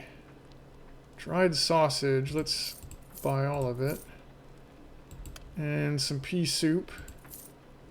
And a bottle of regular milk.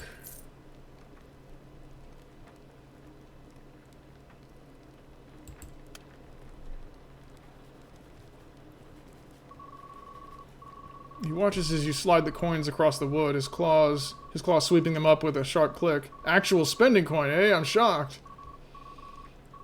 Buy the milk for the bones, pup. If you're going to keep playing architect in a rainstorm, you need more than the stubbornness to keep your joints from locking up. Don't worry.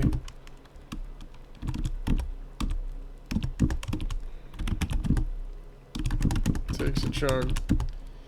I've got my milk situation.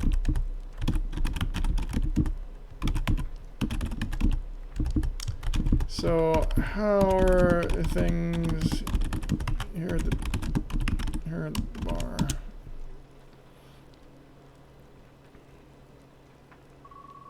He watches you chug the milk, his yellow eyes drifting downward for a fleeting second, taking in the way your buff frame fills out the gambison and the sheer blah blah blah. Things are the same. The rain keeps the roads muddy and the patrons miserable, which is exactly how I like them, easier to manage. And Ruckus is still here, providing a constant stream of atmospheric hatred to keep the place from feeling too cozy. Any word on when that shed of yours actually becomes a building, or is it just a very expensive way to get wet? Well, I tore down the shed.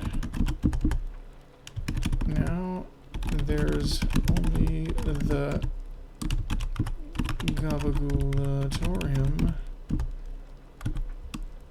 standing on that lot.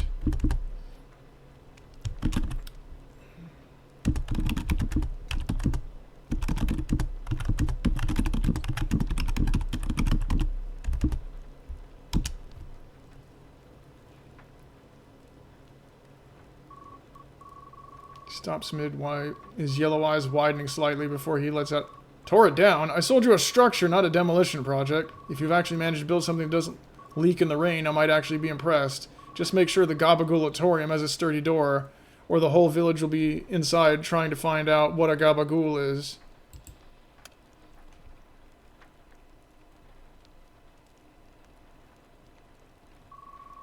He slams his mug down on the bar with a wet thud.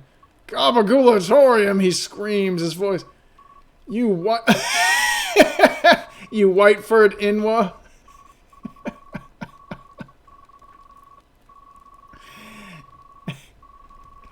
Okay. So, spinning around on his stool to glare at you with his bulging glass eye, his face is twisted in a sneer of pure disgust. He screams, his voice cracking as he gestures wildly toward the window. You call that a building, you white-furred Inwa? So as a last-ditch resort, I said, if he absolutely had to use an N-word, it couldn't be the N-word that he wanted. It would be something I replaced there. I saw you out there flailing around like a blind calf in a thunderstorm. You didn't build nothing. You just rearranged some rot and called it architecture. He scoffs, his beer belly bouncing as he leans in close, smelling of stale and old sweat. I bet you used glue and hope to hold those walls up. The only thing open tomorrow is going to be the hole in the roof where the rain pours in on your degenerate head. How can a man of my divine stature be expected to dedicate a shrine to a savage who can't even nail a board straight without asking for a cheap hammer? It's a travesty, a mockery of the white man's burden.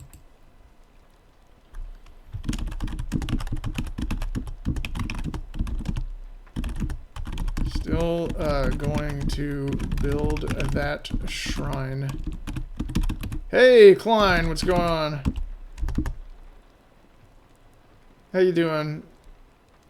Crow's live. Were you doing any, what's he streaming?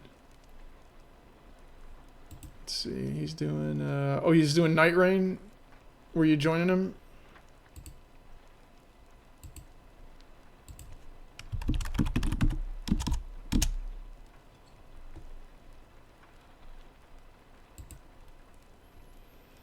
Rest assured, we're still going to build that shrine. Night Rain is good, but a bit... Yeah, yeah.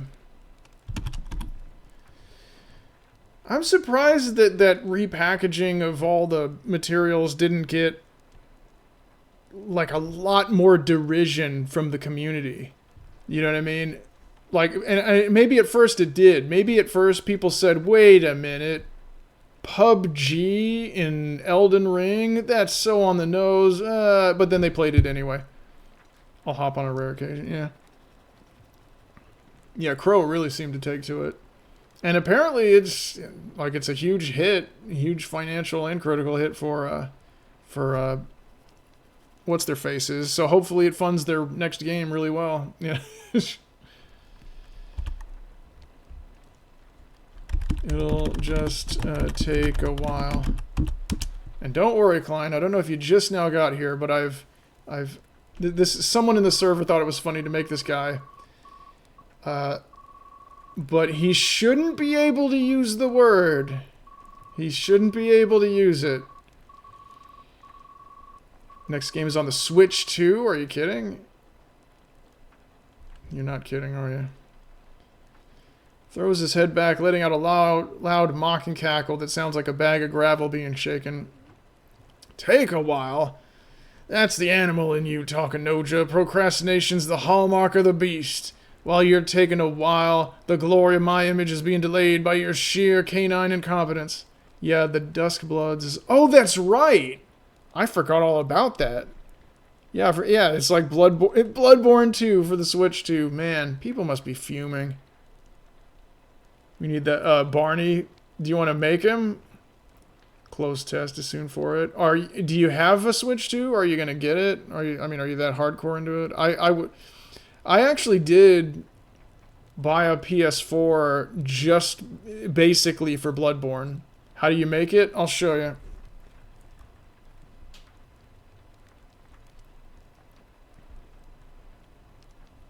I'll show you. Hold on. Let's leave this convo. You'll watch others play it. Yeah. Yeah, it's a tall order. I mean, I had a lot more money back then. Okay.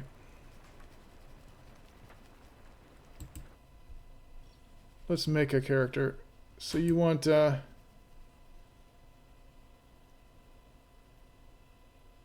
Oh, shoot. We need to export the memories first. Oh, you know, actually, I figured something out.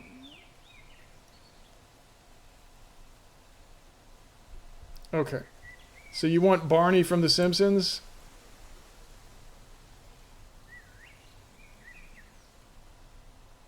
Okay, what we're going to do is we're going to load up the editor. You got Token Souls the 6th and Tarnished Edition the 8th. Okay. Okay, so we're going to start with Uncle Ruckus as a base character. Oh, shit, wait. He might have some inappropriate... Yeah, he might have some inappropriate stuff you guys on the stream. Okay, well, we'll do a new character.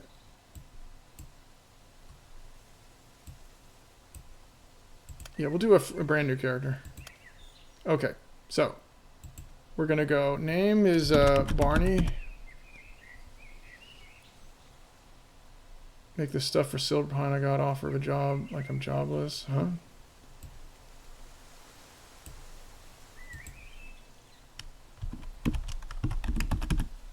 We'll make the custom character definition in a while. Silverpine, capital. He's from the capital. Okay, so we go, name. You have to include these strings. Yeah, we're going to make a new character to show people how easy it is.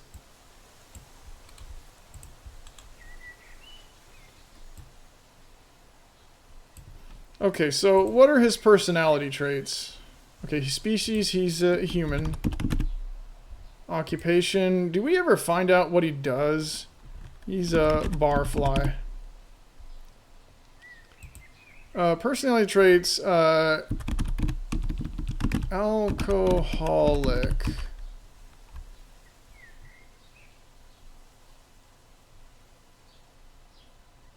Set him to dynamic mode. Dynamic mode means... Actually, wait, no.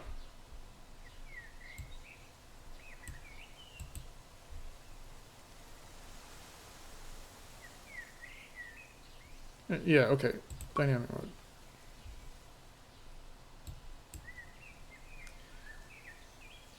Or you know what we could do? We could just make it so that he's always at the bar. Alcoholic, yeah, that's his person. Is the alcoholic and alcoholic. Let's see if I can go with the same thing twice. Yeah, well, okay.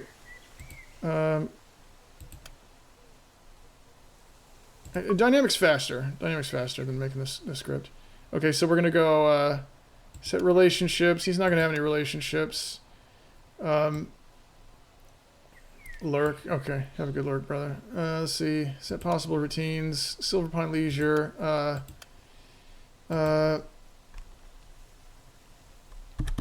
Drinking. And what we do is we go to the... We go to our Silverpine manual, right?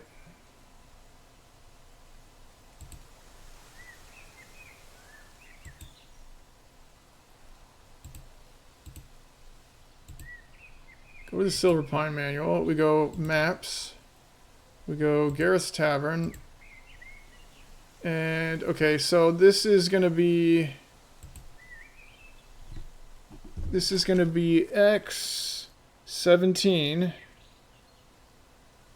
And it's going to be Y minus 12. And he's just going to be at the bar all the time.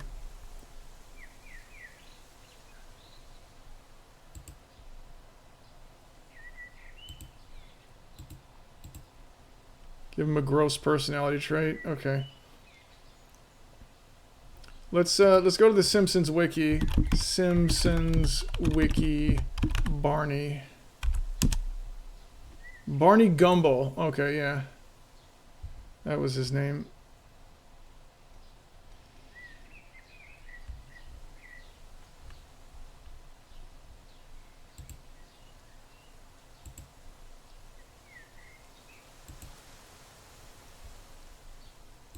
Okay, so let's take a look. Okay, so he actually has relatives and stuff. Sperm donation children, several unnamed. Ex-husband. She married... Okay, yeah, I've been out of The Simpsons for a while. Oh, yeah, he was the Plow King at one point.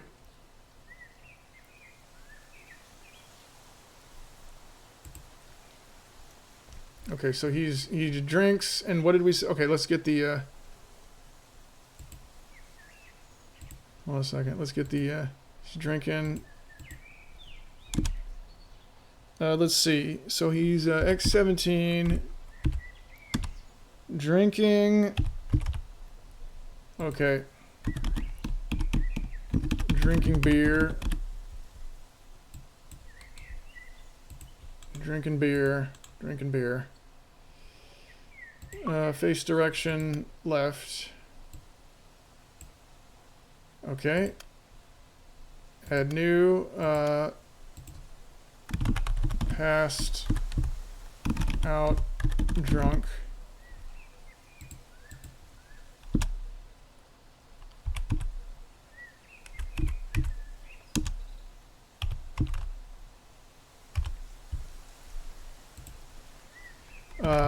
Passed out on the floor drunk.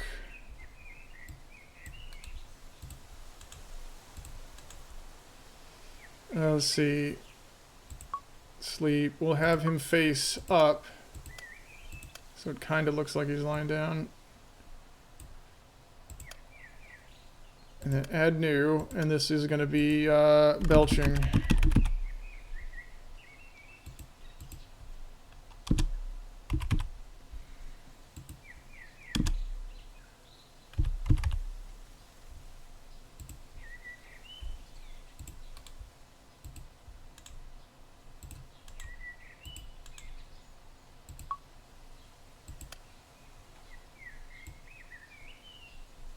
Actually, we'll make him face right when he's belching. Means he's looking out. Okay, so those are our 3 routines, and because it's dynamic, he's gonna... Okay, so let's take something from his wiki page. Okay, so we're just gonna copy and paste information from the page. Can you guys see okay? Yeah, alright. So we're gonna go... Okay, so... let's see.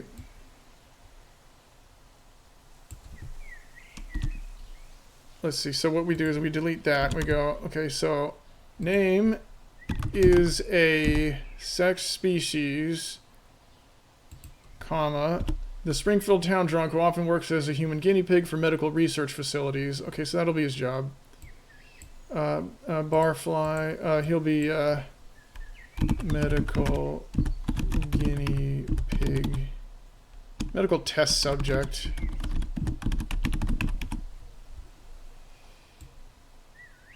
He is Homer Simpson's best friend. Now, you can't set a relationship of a kid. We'd have to make a Homer Simpson before we could set. Let's see. Yeah, Barney. Let's see. We'll go. We're gonna go. He often abused by Mo in the process, mainly due to Mo's personality. Let's see.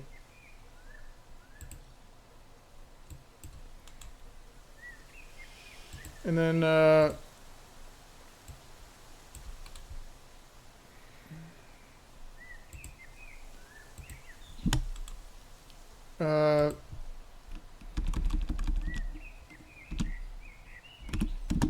name a so Barney, a male human, was on his way to passing the cities, but he failed due to his drinking alcohol. When he sings, he has a very nice voice. His talent was discovered by the B-sharps when Barney was in the man's restroom. Okay, so let's see. To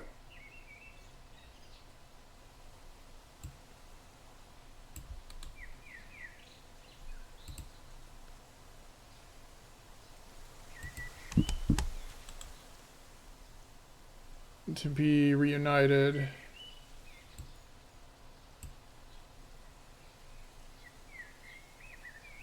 He had one in which once had a near-death experience in which he expects to be reunited with his... well, okay, that doesn't...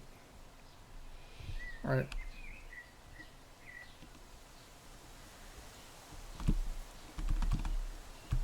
Near-death experience. We'll just leave it at that.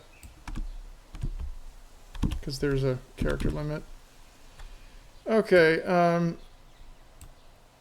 so let's see if we can save what we have so far. Custom character, that's, oh shit. It won't let me, okay, we have to do a temporary one then. Okay, so we're gonna go, Uncle Ruckus. I wish it, damn it.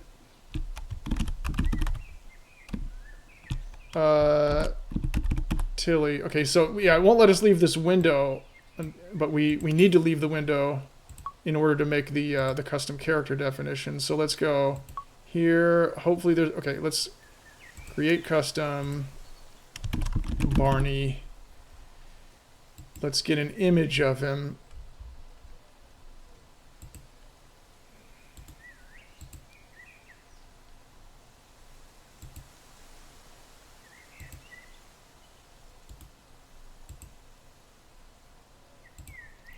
Okay. And we're going to take the image. We're going to go edit with photos because it's a stupid WEBP, so we got to get it as PNG first.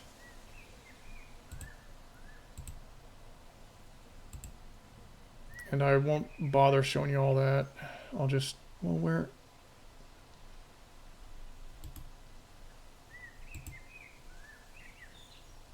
Where's the goddamn... Hold on, where did it save?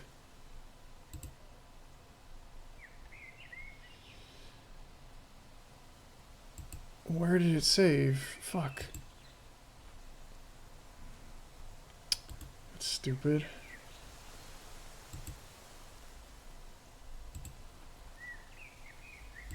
Okay, sorry, this is gonna take just a second. Oh, in pictures. Why, who the fuck ever? Okay.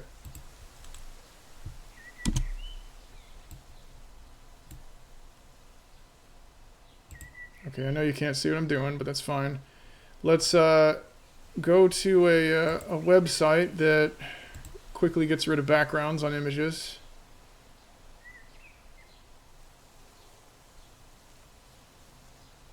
Where is it? Utility, instant background remover.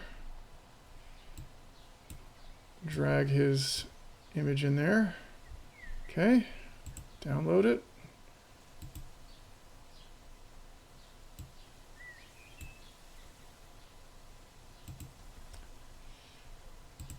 Now we're going to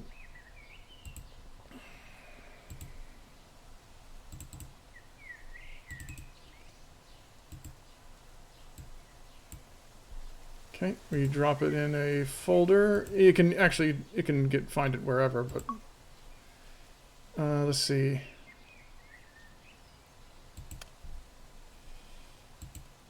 There we go. There we go.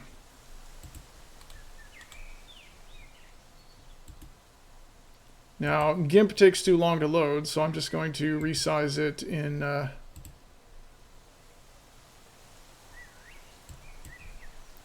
just going to resize it in... what do you call it? Paint. And you can make three-dimensional images with this, but...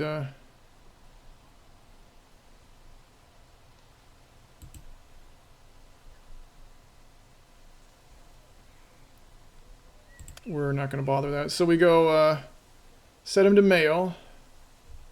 Let's see. Stands a male human.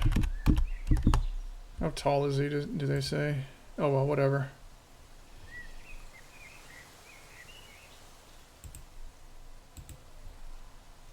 Let's see. We'll just say average height with slumped shoulders and sizable beard gut.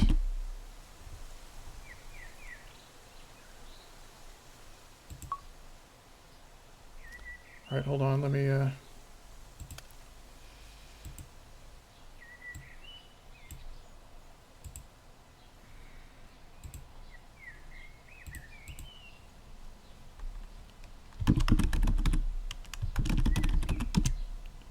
we're not going to make his sprite invisible because this has already taken too long. I mean, it doesn't really take that long.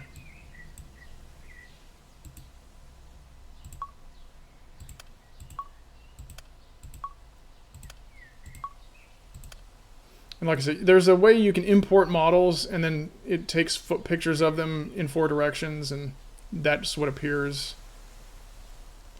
in the game. Okay, is that enough? Okay. Editor. We're gonna have to turn on a character that didn't. We're gonna have to turn off a character that didn't show up. We had Renum on, but I don't know where she's running around in.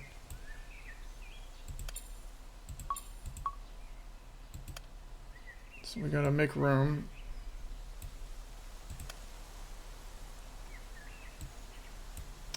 We'll make his spawn position right next to us.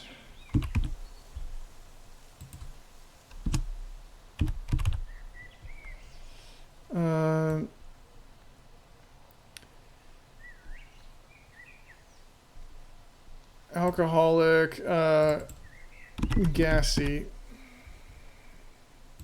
Oh, and you can't wait.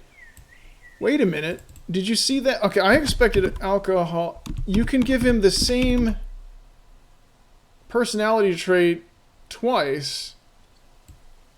I expected an error. Barney.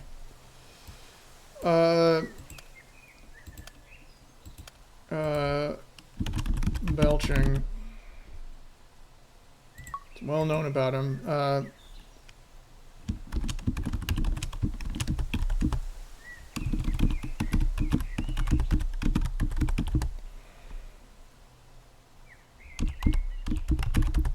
constantly.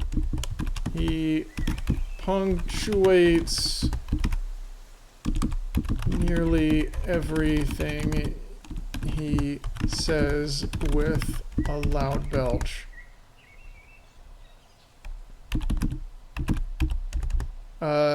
Use varied and detailed onomatopoeia. Is that how you spell that word? Whatever, it'll correct it. Okay, there we go.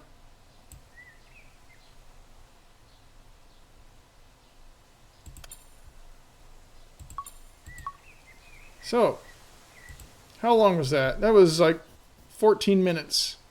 Yeah, I didn't see her. So let's go in here. And let's see if it worked.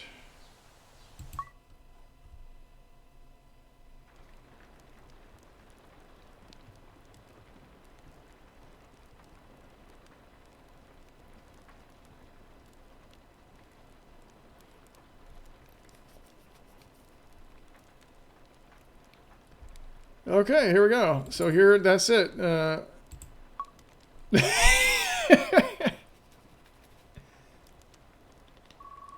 As you offer your greeting, you find yourself facing a disheveled human man who seems to be in a deep alcoholic haze. Nice to meet you, he slurs, his voice thick with drink. I'm Barney. Bleh. You look really fluffy.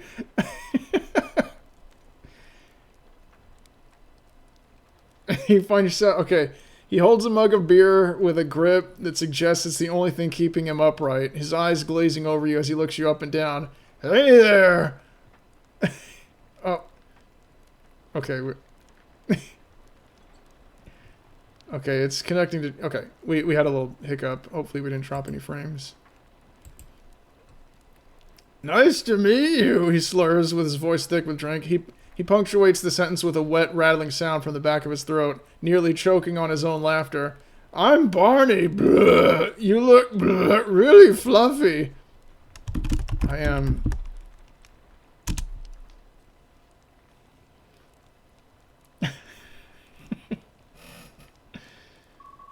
He stares at you with a vacant, glassy expression.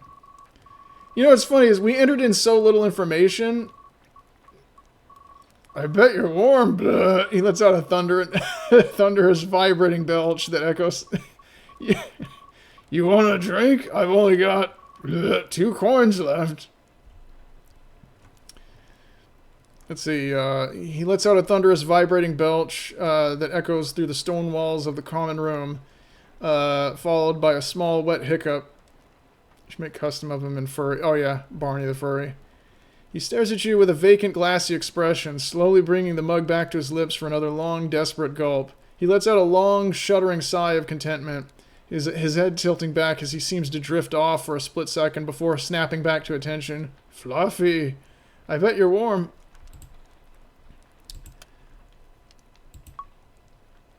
Now you've got 4 coins. His eyes widen in genuine shock as the gold coins land in his palm. Whoa, bleh. You're a real pal. Bleh. He lets out a massive rattling belch that seems to shake his entire frame, nearly knocking him off his stool. Gareth, bleh. 2 more. Bleh. The big white wolf is buying. A wide-toothed grin spreads across his face as he looks up at you with a sudden manic burst of gratitude.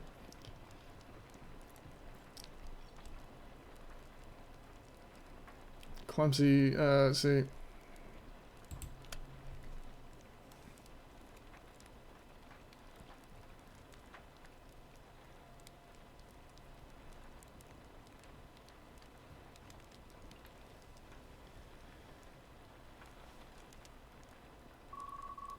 Oh no!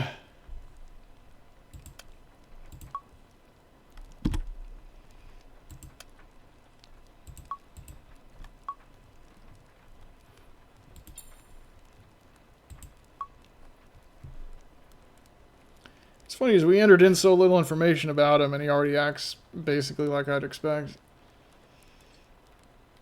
So as you can see, you can do anything with this game.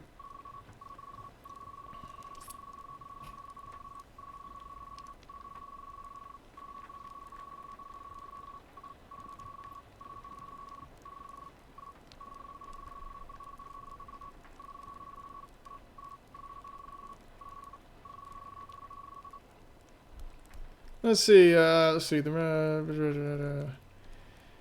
autumn rain against the stone walls providing a backdrop to Barney's erratic belching and Uncle Ruckus's distant grumbling.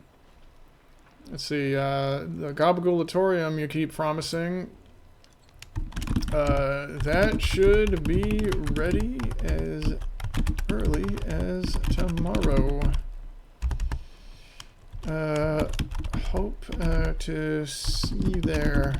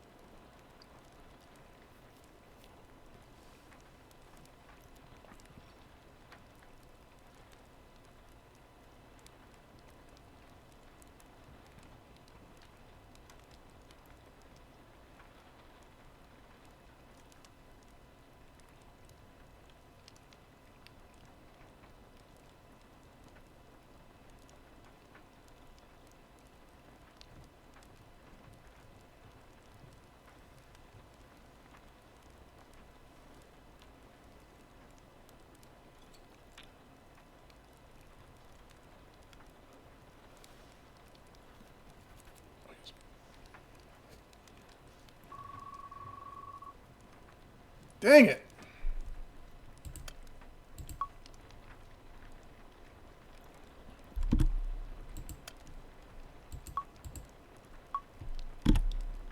Let's see if setting that lower.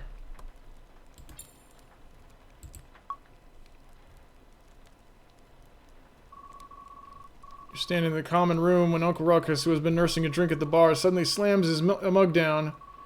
There he goes again. You're still just a flea-bitten cur playing dress-up. Now tell me, you degenerate, is my shrine finished, or are you too busy chasing squirrels?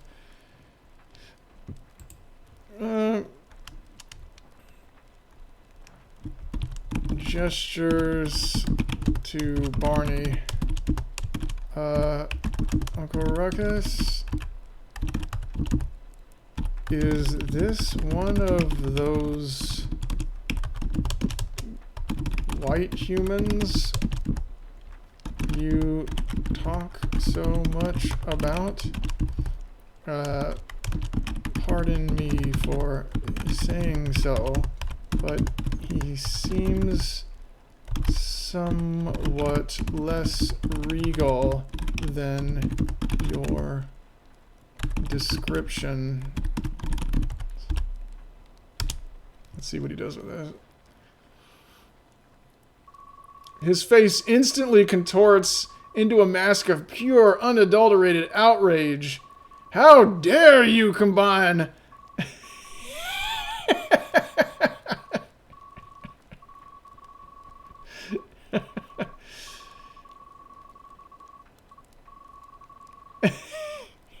Okay.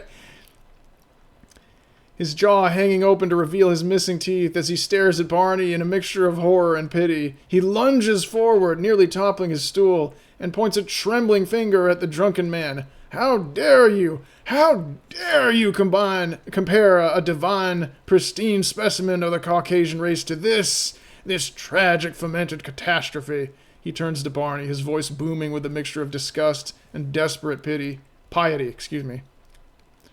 Look at him. This poor soul has been corrupted. He is a victim of the systemic decay brought on by the proximity of your kind, Noja. This man ain't lacking regality. He's suffering from a spiritual sickness caused by breathing the same air as a pack of overgrown house pets. He's a martyr to the white man's struggle in a land overrun by savages.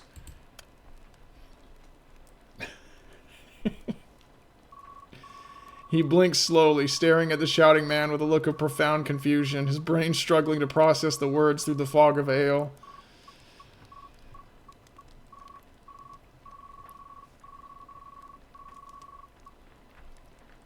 He lets out a long, wet, whistling sound before his chest heaves. He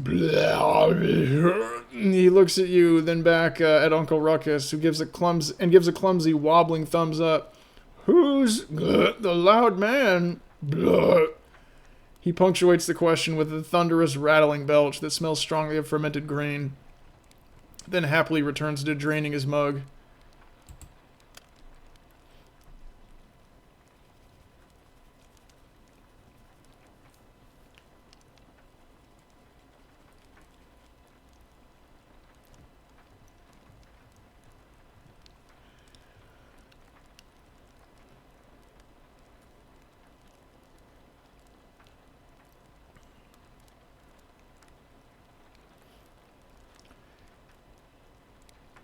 So apparently they have The Simpsons, and have had The Simpsons, all over Europe, but sometime when they localize the voices, a lot is lost.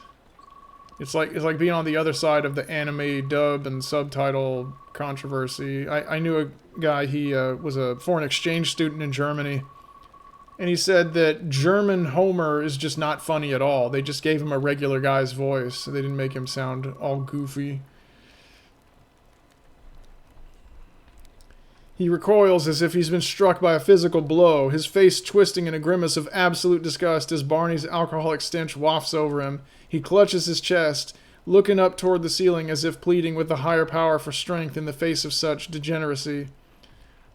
Lord, give me the strength to endure this trial. He whirls back to you, his voice drooping to a low, menacing hiss that vibrates with indignation. You see what happens when the white man is left without a firm guiding hand to lead him. This poor, misguided soul has been reduced to a babbling, belching wreck because he ain't had a proper, hard-working gentleman like myself to show him the path of righteousness. It's a tragedy, Noja, a God-forsaken tragedy, and you're standing there mocking him with your beastly instincts. Go on, get back to your rock piling, before I decide your lack of respect is a sign that you need a few more lessons in human superiority.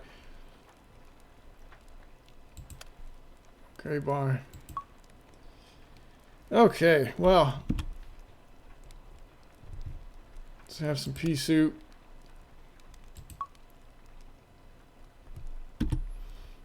And, oh yeah, the bottle of milk. Ah, there we go. Nice.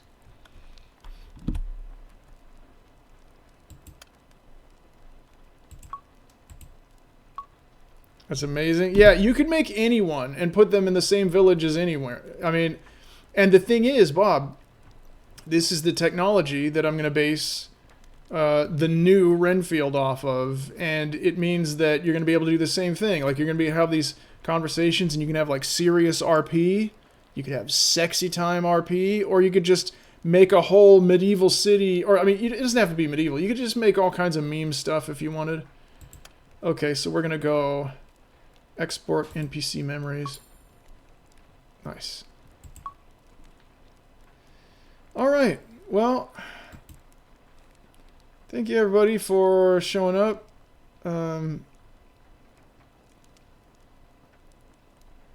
We are going to raid the Captain Crow.